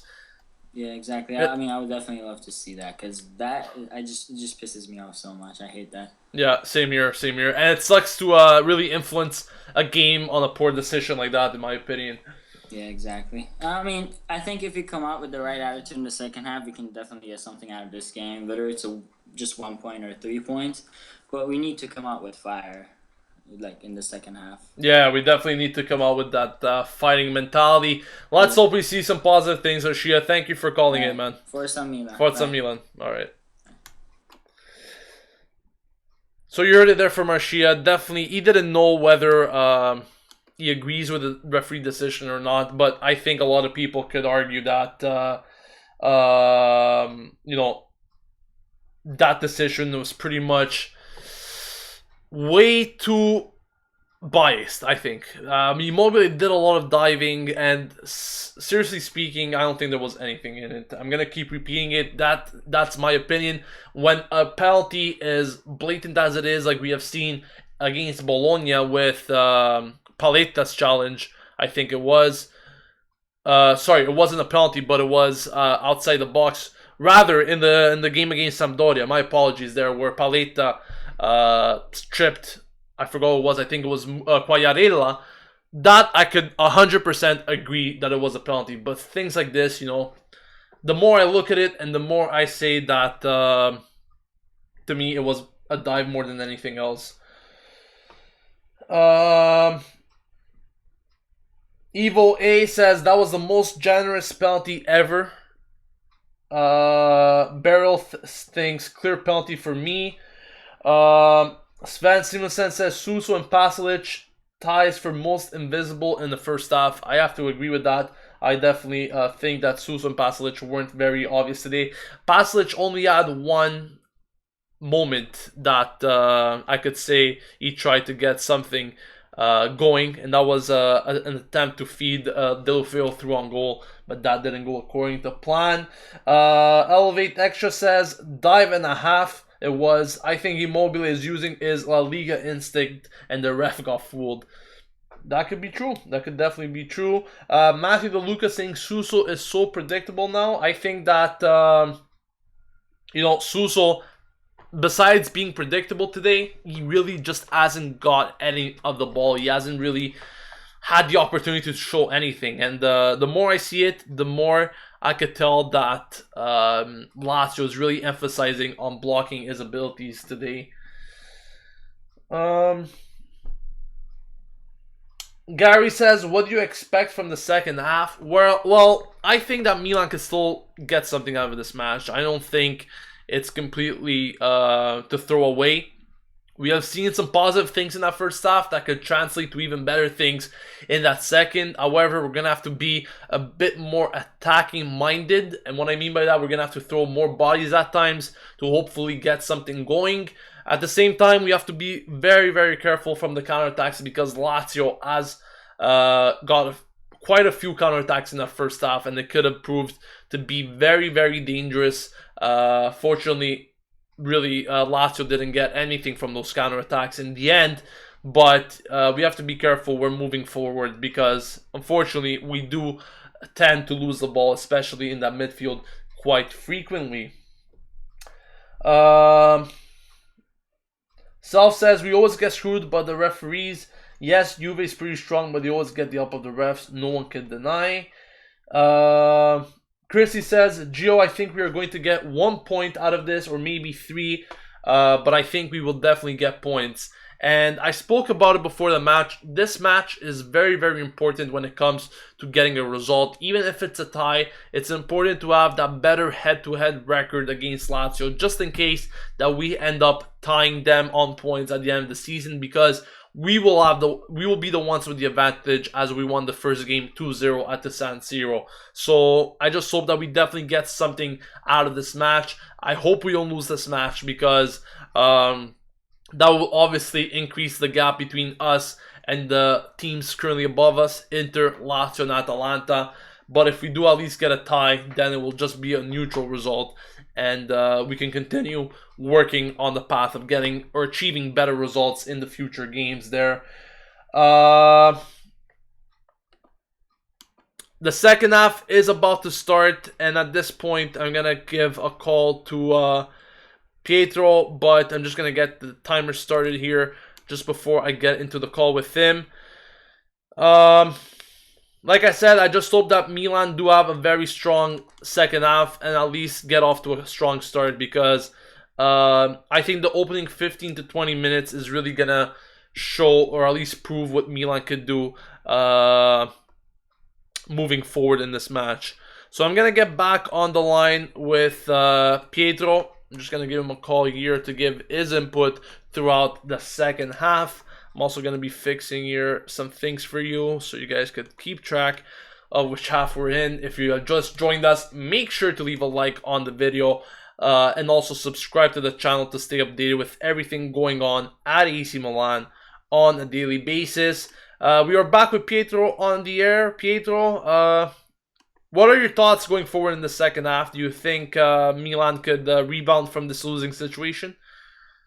I think so. I think it was a pretty positive display. Besides that penalty giveaway, and that we all feel that wasn't a penalty. I think that if we come out like we did in the first 15 minutes of the first half, if we could get a goal back here within the first 15-20 minutes, I think we're going to set ourselves up for success here. Yeah, and it's definitely going to open up the gates once again. It's going to be a more open game altogether.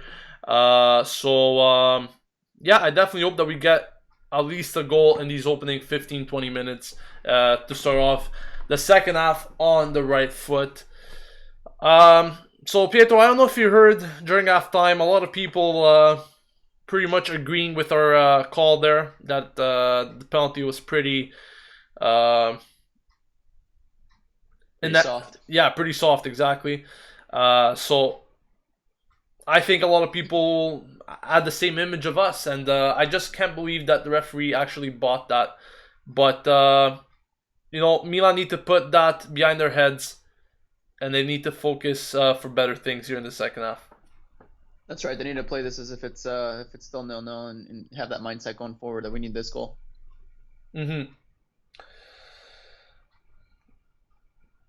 Sven Simonson says, I think we can get something out of this, but then the midfield needs to step it up. Can't keep losing the ball so easy, and we definitely seen that over the course of the first half.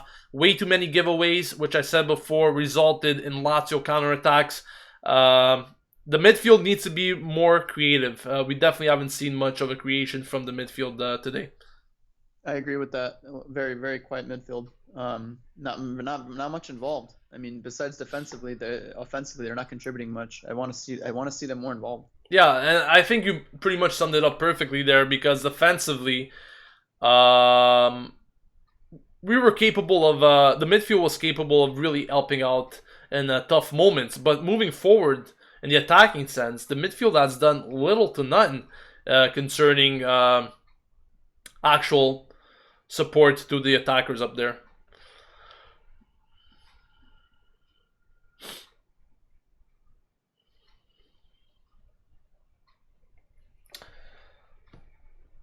What do you think the subs will be, Joe? Sorry? What do you think we're gonna, as far as substitutes are concerned, who do you think you're gonna see? I think Bertolacci could actually make an appearance in this match. And I'm also thinking that if things get out of hand, meaning that we are not capable of getting on the score sheet, I think maybe Montella could actually include something about Bak and Lapadula. Maybe he could even bring both on. I'm not sure how that's gonna work in terms of formation, but definitely that would be to sacrifice one of either Delofeo or Campos, or maybe one could slot back in the midfield if a guy like Poli is subbed off, for example. But I definitely think that some attacking-minded substitutions will be made if the situation stays like this. Yeah. What are your predictions? Who do you think is gonna make an appearance tonight? Yeah, I was thinking something along the similar lines. Should we struggle to get on the board, I think he's going to bringing in both Baca and Lapadula, I think would be a stretch. But he may opt for that 4-man attack like we've seen in the past against Cagliari, where it's all out to get the goal. So there's sure that's that possibility, definitely. If he's going to make one or the other, though, as far as substitutions are concerned between Baca and Lapadula, I'd rather see Lapadula come on. He's going to play with his heart, move Delofeo to the left, move Ocampos out, and see what works out of that. Maybe they can develop a good trident to towards the end of the season here, and maybe he'll be even the starter. Who knows? As far as the substitutes are concerned, though, yeah, I think Lapadula might come in and maybe substitute Poli, because Poli is very defensive-minded. So bring in maybe Bertolacci in place of Poli, and see what we can get out of them. Well, another thing I was also thinking about, if maybe we could see the introduction of the 4-2-3-1, a heavily supported formation by many people on the channel, in which I know here that was a big chance. Donnarumma coming out once again, very, very strong. But getting back to what I was mentioning there, maybe we might see the introduction of the 4-2-3-1, where a guy like Ocampos could probably get, or could even remain on the pitch. But we will see Lapadula coming on with Ocampos, Suso, and Ocampos, Delofeo, and Suso being that attacking mindset right behind Lapadula, and then in the midfield for the two, we could have a guy like either Locatelli and Bertolacci, or Locatelli and Pasalic. Who knows? That could be another solution. Yeah. Definitely. I mean, I would be actually happy to see something like that. See Montella's flexibility within the game. If it's not working, this 4-3-3, switch it up. I think that's a good idea. I hope that he can see it that way. We'll see what Montella will be thinking. But speaking of substitutions, I think Montella's already thinking of making one. And if I'm not mistaken, Jose Sosa is set to come on. Yeah, it's Jose Sosa. He's set to come on. And I'm wondering if he's going to be taking off Locatelli once again. It is Locatelli. Locatelli off once again, Pietro. Seems like the kid can catch a break, eh? Yeah, you know, I mean, he had to be fair to Montella's substitution here. He hasn't done much. Locatelli's been quiet, and he's not really pulling strings from the midfield. So I mean, I think that this is sending a signal out to the kid that, hey, we got to step it up. We're expecting more of you now, and bringing in Jose Sosa. Let's hope that there's no more mistakes, and he could have a positive impact here. Let's face it, Locatelli hasn't had the best of games here. He hasn't been very involved. I haven't seen much from him. I fully agree with you. I just hope that Sosa is capable of being a bit more creative, adding to the ideas that this midfield is currently lacking in. But I completely agree with you. I don't know if it is because, you know, the midfield has just been so poor. Locatelli hasn't been getting consistent playing time recently. But once again today, he was pretty invisible. I haven't seen much from him, just like Pasalic as well. But, you know, I think some fresh ideas need to be implemented, and the changes need to be made in the hope of getting a better result. See, and that's that. Sorry to cut you off there, but that's what I'm talking about. That cross from Abate, he could do better there. He's got more time. He could find a head at the far post instead it gets deflected like that. I think she needs to do better in his crossing, Abate. Some people are demanding for a penalty shot here. I haven't really seen that, to be honest. But some people in the comments are absolutely going crazy considering that it should have been a handball or a penalty shot or something. But yeah, I guess. But getting back to the comment regarding Abate, he's never been a very good crosser actually, and you know, well, for a guy with this experience, we were always expecting more. But yeah, for some reason, he really hasn't shown much throughout the course of his career in terms of crossing, and he's always very, very predictable whenever he makes those crosses. Anyways, I almost wondered to myself how Abate would be as a center back. Like, yeah, what would he be like? Because I mean, he doesn't really cross the ball. He's not very good on the ball. I know that Montella likes the ball playing center backs, but he's not very good on the ball. And if he's not going to make these runs up the pitch and cross the ball in, I mean, I wonder if his pace and his aggression would be good in the center. yeah, I wonder so too. I mean, he definitely has good pace, and if you recall, like the Scudetto winning season, Abate did really great things. You know, I remember him making those runs, just being a very, very fast and smart player in all senses. But really, after that season, or maybe 2 seasons after, for some reason, he just wasn't the same player that he was always seemed to be. You know. Very true. That Scudetto winning season, I think, was his best season. Mm-hmm. Now, just a few moments before, I don't know if you saw that there was another great interception by Gustavo Gomez. I think Lazio wanted another penalty shot, but thankfully the referee said nothing doing there this time. Yeah, I saw that. I think it was just outside the box. That was that worried me a little bit, but they moved on.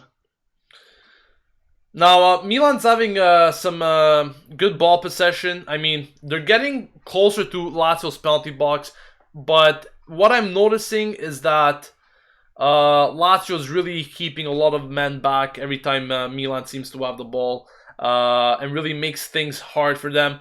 For some reason, I also see Delufeu had to get that completely right there, and he did. But for some reason, I always see either Delufeu or Campos or Suso being a bit of individuals, very individualistic characteristics when moving forward today. And it seems like we don't have that link up or build up between players as we should have.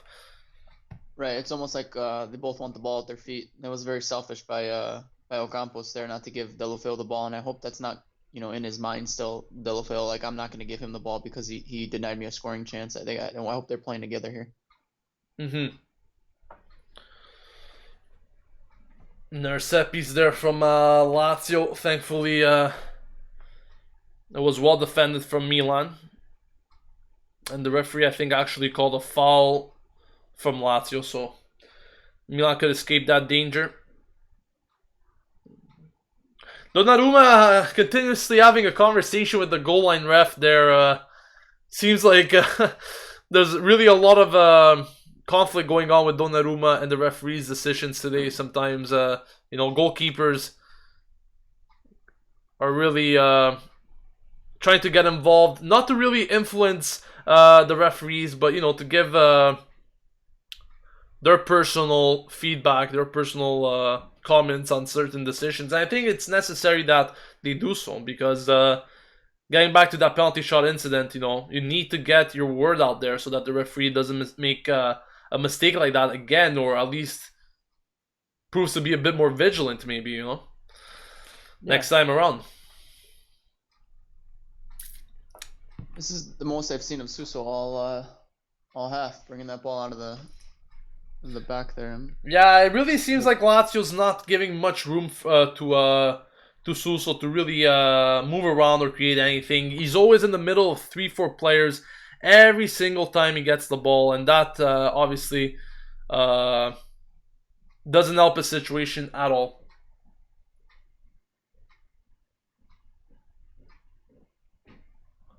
Oh, this is a lovely ball. You're being played to Lazio. Milan here. That's a very good tackle once again. I think that was Vangioni getting the job done.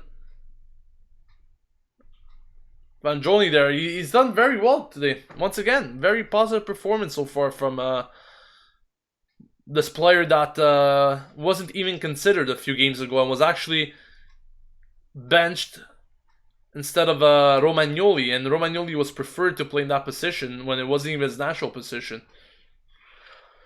Yeah, Vanjoni has definitely done enough to prove that he's good enough to come off the bench and play as the backup left back for sure. And I think, speaking about coming off the bench, I think obviously this contributes to the healthy competition that teams need in general. When you know that there's players fighting against you to acquire a specific position, that could force you to play better, Absolutely, yeah, it'll bring the best out of some players. For Yeah. sure. The only thing I'm seeing more and more in the second half, Pietro, I don't know if you're noticing, but for some reason Lazio's really getting through on more runs.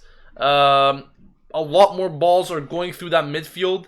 It's not being that stable as it was in the first half, and by that I mean that it's really not playing as close to the defense as it was in the first half, and I think that's the main cause as to why Lazio is capable of really filtering more balls through that midfield. Yeah, definitely. I'm seeing more of that too. There's a lot more penetration. They're sitting behind the ball deep, Lazio, but their counterattacks are pretty strong here. And Lapadula is set to come on, so Beautiful.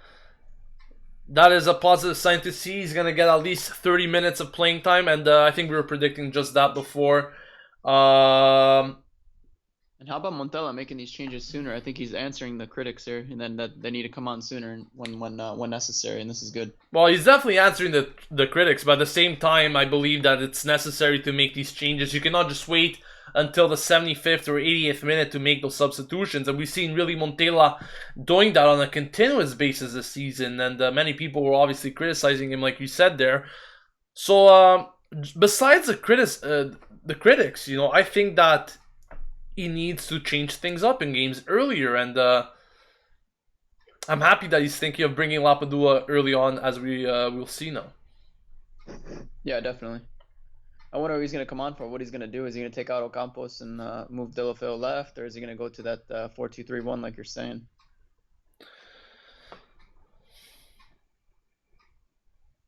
I just definitely hope that we'll soon find out who he will be taking here. But the substitution's still not coming despite the throw.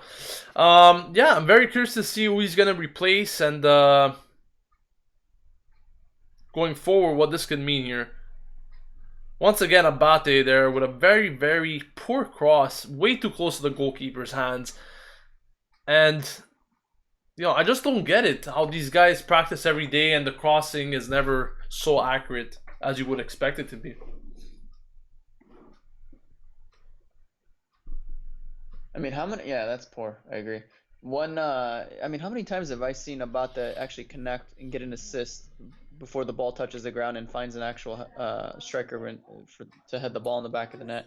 I can't remember the last time I've seen that, where the ball actually connects, hits the head of one of our attackers and goes in. Exactly. You see what I mean? It's a very rare scenery that we see from Abate.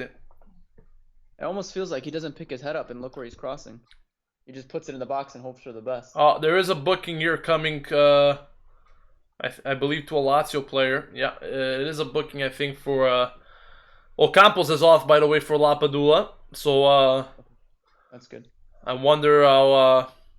it's probably going to be Delufeo playing as the left winger now, Lapadula in the middle, and Suso on the right. I think that's what I'm expecting from this change in tactics and the substitution. And maybe we'll get a break and one of them will get sent off. Who knows? Yeah, Radu, by the way, was the one that got booked. Usually pretty hothead there. He usually tends to get in the referee's book. That's what he's known for, actually. But yeah, I'm very curious to see what Lapadula could do now that he's come on, and oh, he has to send that. Lapadula getting his first touch there, but fortunately wasn't capable to hold on to the ball. So Milan has already done 2 substitutions in the opening 60 minutes of this game. Like we said before, Pietro, we rarely see these things happen, but today it's a rare occurrence. That's too bad. He couldn't have a better first touch there, Lapadula. That was a good Yeah. ball played through by Poli. Yeah, what really disappoints me on that event is that I think the Lazio player either slipped or fell down, and Lapadula could have went through on goal there had he had a better touch. Here's Keita Balde. Well done there from Gustavo Gomez to close the angle and force Keita Balde in a very improbable finish. That's exactly what Gustavo Gomez needs to do. Doesn't always need to bite into the challenge or need to bite into the ball. As long as you push the player aside at times, move him out from that shooting range, cut out his angle, that might do the job just fine. Yeah, definitely force him wide and limit his options there. That was good. Nice defending. You don't always have to go in on a challenge. If I could tell Gustavo Gomez one thing, it would be you don't always have to make an aggressive challenge. Just stand your ground and stay on your feet and force him wide, and we'll get the ball back. Mm-hmm. By the way, Keita Balde is off for the first Lazio substitution. Didn't really see who he came off for, but sure we'll have that covered. I didn't get that. Who was it? It was Lulic. Oh, Lulic. Okay, yeah, that makes sense. I personally value Keita Balde better than Lulic, but yeah, definitely. We'll see if he has better ideas here today. Keita Balde didn't really have that much of a positive performance, I think, today. He was limited in the shooting. A lot of it came from outside the box. Hey, maybe he knows something we don't know. Maybe he's a Milan player and we don't know yet, so he's taking it easy. It could be. He's definitely a player that we've been heavily linked to, so yeah, definitely one of the players that Milan has been highly rumored with. But once again, there, Pietro, we're seeing it more and more in this game, and I'm very, very scared that this could mean something that we don't want it to mean. And what I mean by this is that Lazio's having an easier time filtering those balls through the midfield, and I think a major reason for this is that the midfield is playing way too far from the defense, and this is really causing Milan problems. Yeah, definitely. That gap between that mid three and in the front three with that 4-3-3. If you don't play it right, you have that huge gap, and that's the bad thing about it. At least when you play the 4-3-2-1, or the 4-3-1-2, I should say, you've got that trequartista in there that can link up between the midfield and the strikers. Exactly. And that's been also a heavily discussed formation from a lot of people on the channel. But we've seen Suso get a bit more of the ball in the second half. As expected, he's always surrounded by Lazio players. Really not giving him much room to breathe today. And unfortunately, he's not really having an impact today on the performance of the team. Yeah, I haven't seen much from Suso. Oh, that has to be a penalty, ref. No, he has not given it. Abate got brought down. A beautiful ball sent to Abate.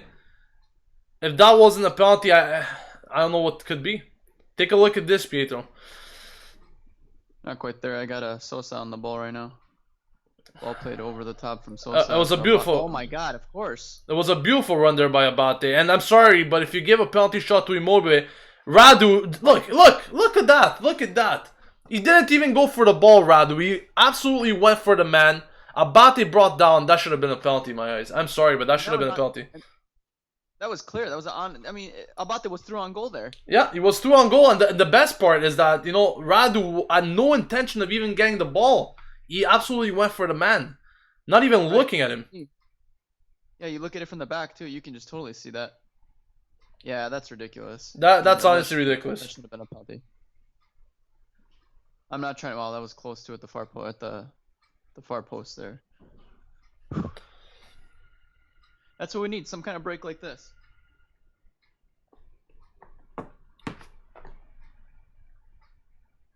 Some people are saying it was Lulic. Might have been. I'm sorry about that. Yeah, it was Lulic. Yeah. I'm sorry about that. I don't worry.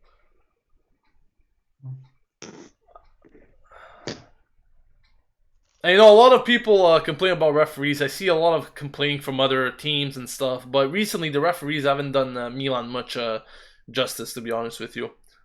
Getting back at last game with all those easy yellow cards being given out, 2 red cards, inexistent penalty given against Milan today, and a clear penalty not given. You know, when a foul's a foul, you have to all biases. Yeah, all biases should be set aside. But today, and,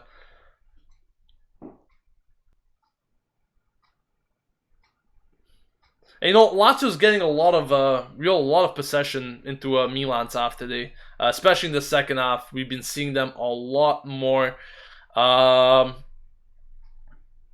But their end product as well, their finishing is lacking something as well today. Like, if you take a look at all the chances that Lazio had, they really weren't capable of finishing anything in particular, besides obviously that inexistent penalty shot. Yeah, that's true. They haven't been able to make much of their opportunities either.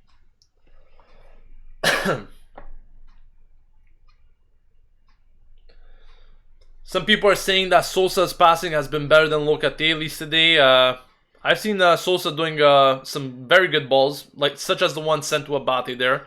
Something that we weren't seeing from Locatelli. From Locatelli. Yeah, definitely better performance from Sosa in respect to Sampdoria. And we also have to consider, you know, Sosa is many times I see it that every time he has the ball, a lot of players are far away from him, and it's not like he has the best mobility. It's not like he moves around in the most efficient way. Thank you, Dario, for donating, for making a donation there. Thank you for that. But getting back to what I was saying, you know, Jose Sosa, every time it seems like every time he needs to make a play or make a pass, it's just a lot of players are far away from the action. And I don't know what it is, to be honest. Yeah, a little bit too much room.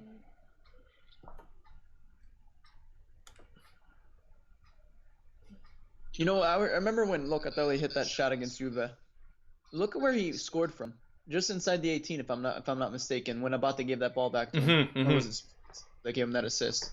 But that's what I want to see from a midfield, is push higher in the box. I feel like they're kind of just stagnant, just inside the opposition half. I want to see them push higher up. Locatelli was a little bit more involved before the new year. They were more involved with the strikers playing just outside the box. I want to see more of that. There seems to be a problem. Oh, Donnarumma, great exit there. Once again, coming out strong. But there seems to be a problem with one of the Milan players. I'm not quite sure if that was Poli. I'm going to have to see this again here. I think it's Poli. Poli, I think he's going to come off. Yeah, he can't continue playing. He can't even run. Once again, he is limping, much like we saw against Bologna there. Nothing seems to be going right for Poli nowadays. But Lazio getting in so many spaces here and so many counterattacks. Bate's got to keep up with that. He does very well. And honestly, like I mentioned before, the end product from Lazio has been very, very poor today. Given all the chances they've got, they weren't capable of getting anything so far. To me, it's pretty surprising.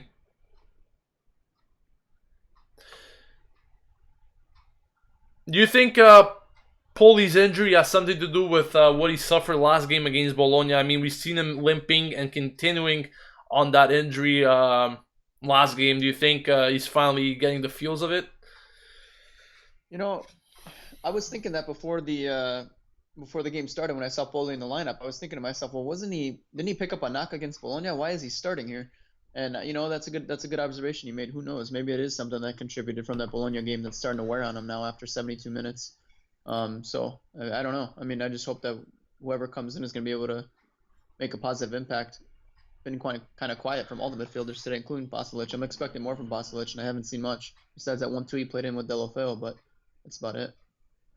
I think Baka will make an appearance today. I think he will be the last substitution, but we are seeing a very rare free kick, and what I mean by that is that we haven't seen many free kicks being awarded to Milan, especially in dangerous situations. This one's 28 meters away, quite far from net, but we know that we have some pretty good shooters. Delufeo's on the ball.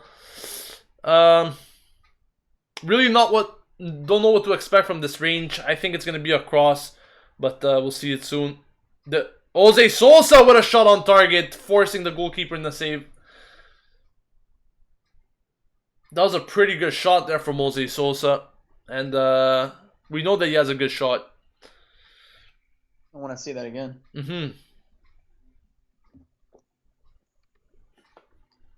Yeah, on my screen he just took it.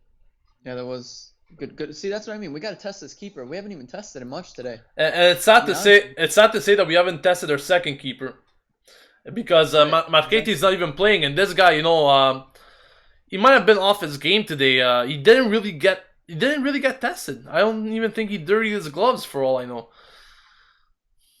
Have we had a shot on net? I can't recall.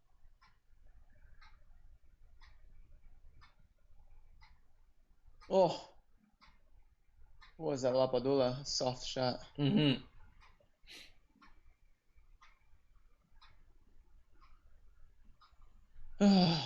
know, for Poli supposedly being injured, he went in that challenge pretty hard. Yeah, I fully agree with that.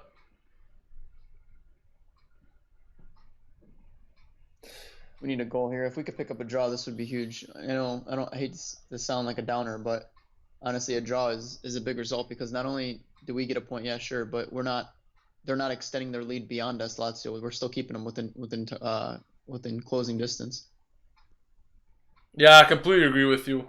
I said it before, you know, as long as we get a positive result here, even if it's a tie, I think, given the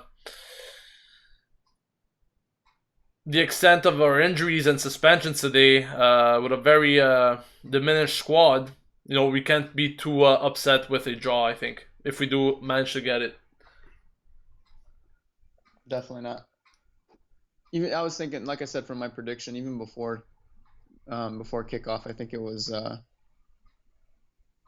think it's important that we pick up at least something, like you're saying, like a positive result on the road at the Olimpico, and not let them. I mean, even if we draw them, the head-to-head, we would win the head-to-head because we beat them at the San Siro. Yeah, exactly. Completely agree with you.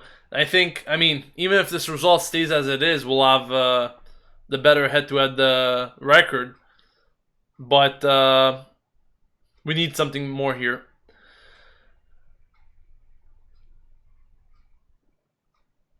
And I believe Mati Fernandez is coming on instead of Baka. So Baka won't be making an appearance today. Mati Fernandez is on. And as expected, Poli is off. We always knew Poli was going to be coming off there.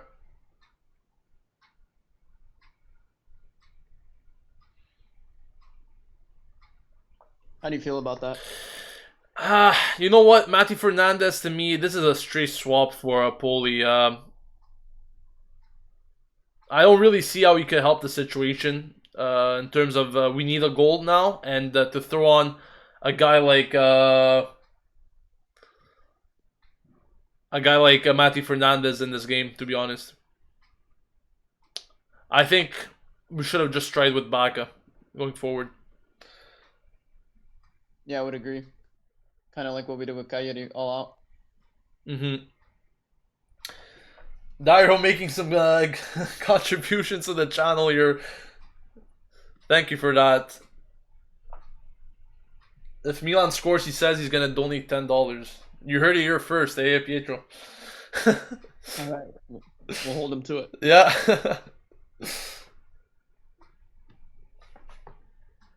Speaking about scoring, Milan have about 15 minutes or so, including stoppage time, to get something out of it. And we were saying it before, we really haven't tested the goalkeeper at all. And frankly speaking, I don't know if we're just lacking in our build-ups or we're just not capable of even shooting from outside the box or anything. What I mean is Lazio really defending us that good, or are we just being very lackluster at the moment? I think a bit of both. I mean, they're all behind the ball here. You can see it. They're very content with this 1-0 victory that they're having right now, and it's tough. That's the thing about going behind in the Serie A. It's never easy for a team to climb back up. I think this is the hardest league in the top 5 leagues in Europe, and I'm not saying it because I'm Italian, but I think it's the toughest league in Europe to climb back from, because as soon as you go down a goal, the teams, they close shop. Yeah, definitely. It's just so important to get that first goal. We've seen it so many times this season. But like I said, Lazio has definitely dominate. Well, I wouldn't say dominate, but they definitely had the most of the chances today. But to speak about them winning or deserving a win today, I don't think it's really true. No, yeah, I agree with you. I think that a draw would be a fair result. I don't think any team has done enough to claim victory here.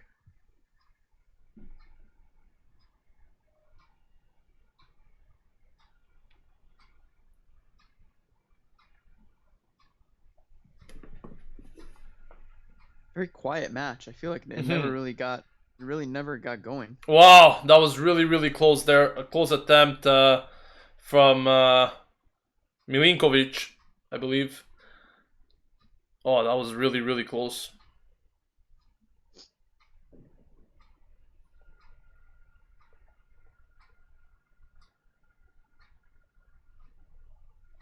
Some people are not seeing the super chat button. I don't think you can do it from mobile. I think it has to be done through the desktop if you guys want to donate.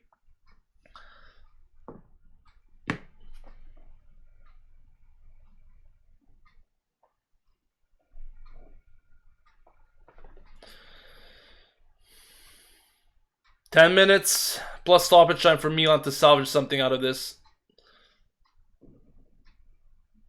I just hope that we get a breakthrough, at least just one set piece in front of the box or something, something that could just give us a lifeline in this match. Because honestly speaking, Lazio's just really holding us to, and Mati Fernandez is gonna get booked here.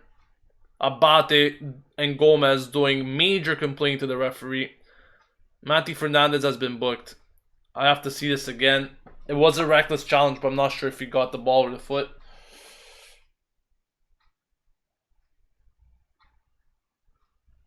Yeah. Let's see this again. I think he got the ball. He definitely got the ball. I don't know if it was the trailing foot that the referee saw instead, but I think he definitely got the ball there. Taking a look at it now. Yeah, definitely. Absolutely. 100% the ball. Definitely. Yeah, he got the man after, but he did go for the ball. Maybe the ref was seeing it as a dangerous play. Look at Bacca's face. Now Immobile, you're going to see this soon, Pietro, but Immobile, in an offside position, referee had already made the call. What does he do? Goes ahead and kicks it in the net. That, to me, years ago, was an automatic yellow. Now, what's happening? Not even years ago. You're right. This should have been an automatic yellow. Didn't they get? I saw a couple of those yesterday. They were on the league. That should have been. Who was that? Was it the Cagliari Juve game? Or yeah, I think so. But somebody got booked for something like this, and saying that he didn't hear. I think it was Quadrado on the Juve Cagliari game who got booked for that. But yeah, that's ridiculous. That should be a yellow. What a save from Donnarumma, all alone there once again. Lazio finding their easy way through. This time, Donnarumma denies Immobile. Maybe some sort of revenge there from the goalkeeper after Immobile's dive. Wow. I really don't know. I say this all the time, but I really don't know where this team would be without this kid. Yeah, I fully agree. These are not ordinary goalkeeper saves that he makes. He saves us week in and week out. Every week he comes up with a couple of these that should be goals. Definitely agree. I think Donnarumma has really kept Milan in this game anyways, with all the chances Lazio had. Yeah, definitely. It's Even unfortunate we're behind here. even though a lot of shots were from outside the box, I think Donnarumma's performance today was better than average for sure. Makes me laugh, the people that criticize. Again, another selfish play from a striker. I mean, look at that. Immobile had support there. And also what I'm seeing is every time we have the ball, there's very few bodies, Milan bodies in that penalty box, and a lot of Lazio ones instead. I mean, look at how our midfield sits so far from the strikers. That's something. That's exactly what I'm trying to say. Yeah, way too far from the play. I don't know. They're disconcerted. I mean, it's Gustavo Gomez, our center back, playing 1-2s when that should be the midfielders right there. Exactly, and I also see the midfield and the very static. Suso! 1-1 out of nothing. What a goal from Suso! What a goal from Suso! And that is exactly what we needed. A piece of individual brilliance from Suso there. What a finish that was. What a finish that was. And what a goal from Suso there. Come on. Quiet for 85 minutes and out of nowhere this kid pulls it off. Grande, vai Suso. And Dario, $10 right away. Let's go.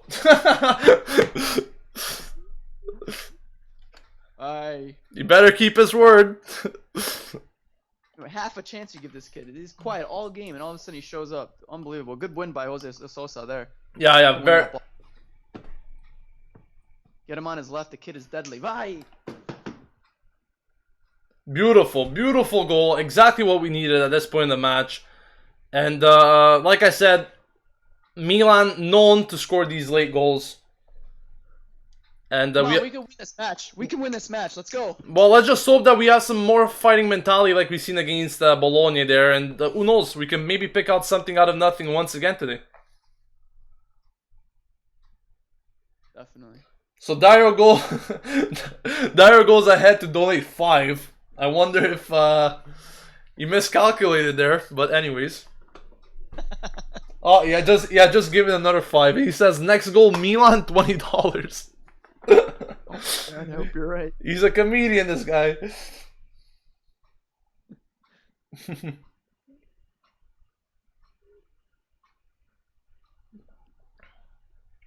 So people should take his example, though. I'm just kidding, guys. And there's another substitution here from Lazio.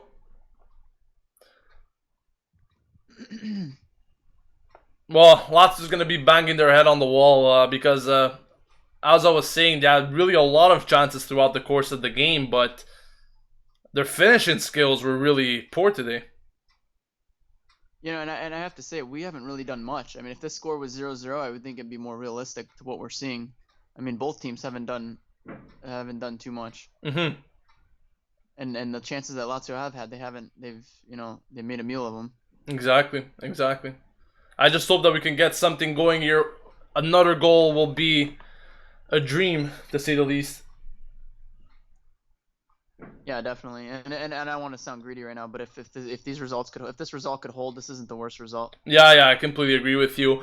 And this is the type of brilliance that a guy like Suso has. Even though he wasn't involved for the entire game, and really saw very little of the net today, barely anything.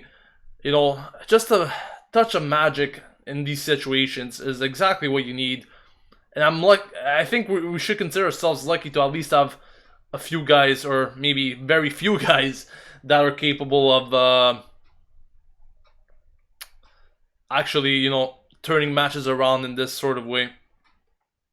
Good to see Suso back on that score sheet. It's been a while.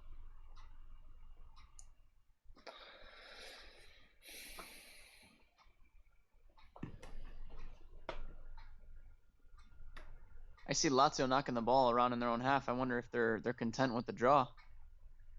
Mm-hmm. And there's another yellow card coming. This time to Sergey. Is that Milinkovic? Yeah, I think it is Milinkovic.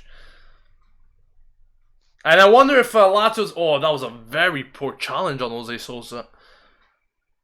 And Wow. yeah, that was a very poor challenge from him. I'm just looking at this again. At the goal scored by Suso. Beautiful play there from Jose Sosa. He was patient. He waited for that opening to form. Played Suso. Suso with a beautiful dribble. And even a finer finish. And Montella's fired up. Yeah, I mean, he had 3 around him. Look at that in tight space. I mean, that was fantastic. Wow. Well done. There's Lazio with some threatening movements. Milan do well to get clear of that situation. And here's a counter for Milan. It's 4-on-3. Lots of players are coming back though. Milan need to be fast. Suso once again. Suso! Oh, a deflection there, goes out for a corner. And that deflection could have just been what we needed to get another goal. But Suso, his work ethic coming out to a positive manner here in this these last minutes of the game. Wow, what a counter. I wish Lapadula would have played that a little bit more ahead of Suso. Oh, man. Better for Milan. It's like they wake up. I swear this is a mental problem we have. Yeah, always. It's always been the same problem with Milan.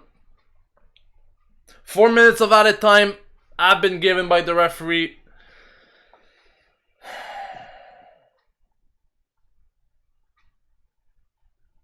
Let's see if Milan can get a last gasp winner.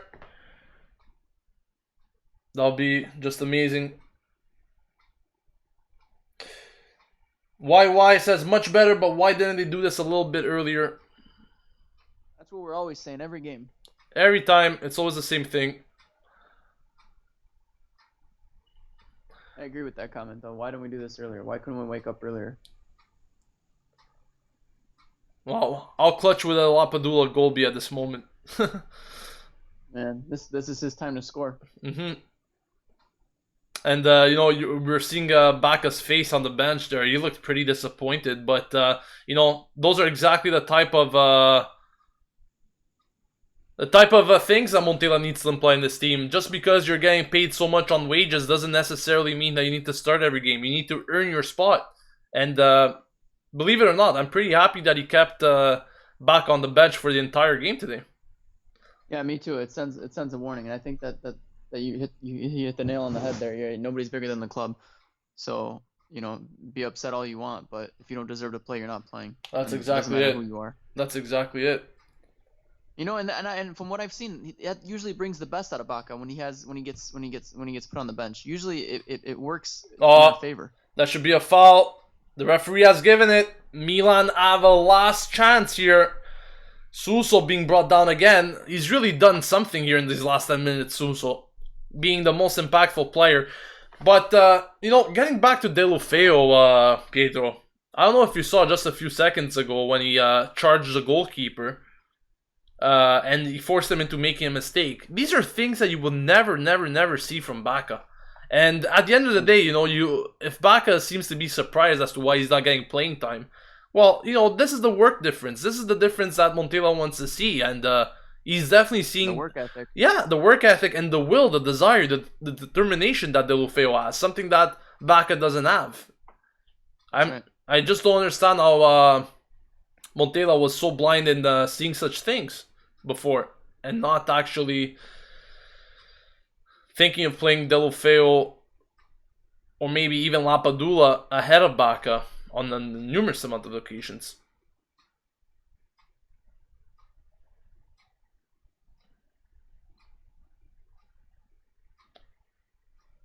Even Van Joni showing a lot of positive work ethic today. Very happy from what I'm seeing from him. Honestly, I wasn't expecting much, also due to the fact that I think also due to the fact that, you know, he was just brought on to play without any motive, He was just brought on without any real will to do anything because, let's be honest, both Ishii and Antonelli were ahead of him by miles in the starting role.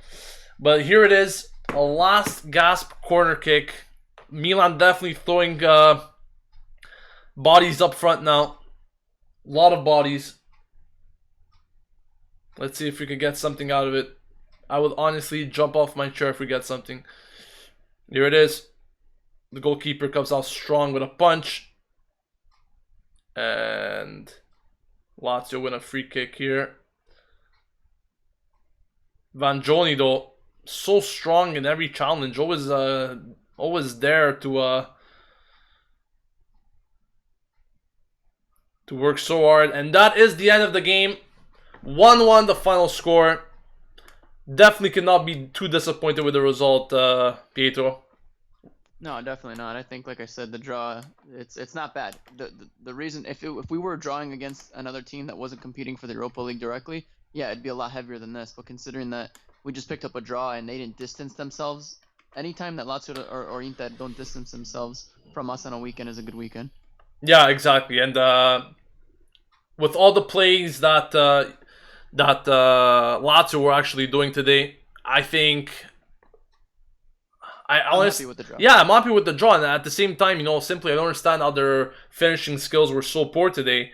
But I have to be pretty happy with the final result, and I have to say that if that penalty wasn't given to Lazio, we would have actually won this game. Yeah, definitely. I mean, yeah, I think they should have scored on some of their chances. Mm-hmm. And, they did score on a penalty that wasn't a penalty, but we got the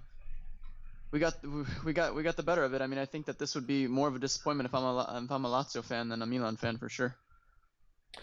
Perfect. All right, guys. Pietro, first of all, thank you for joining me once again. Always great to talk to you throughout the match. Proper analysis. So thank you so much, Pietro, for joining me again today. Anytime, Joe. I appreciate you having me on, man. Also, guys, thank you all for joining me on the live stream watch along.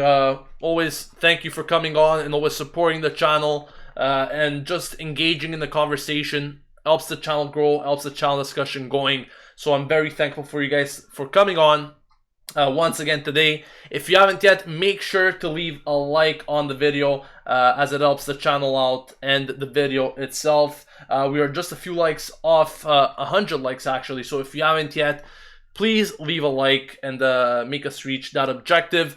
Also, if you aren't yet subscribed to Rossoneri TV, we will be having our match review in just a few moments. It is your chance to speak to us, whether on comments or Skype. Once again, the Skype name is Rossoneri TV. But if you haven't yet subscribed to Rossoneri TV, make sure you do so to stay updated with our daily videos covering everything going on at AC Milan. This has been it for the live stream watch along. I have been Gio signing off, and as always, Forza Milan.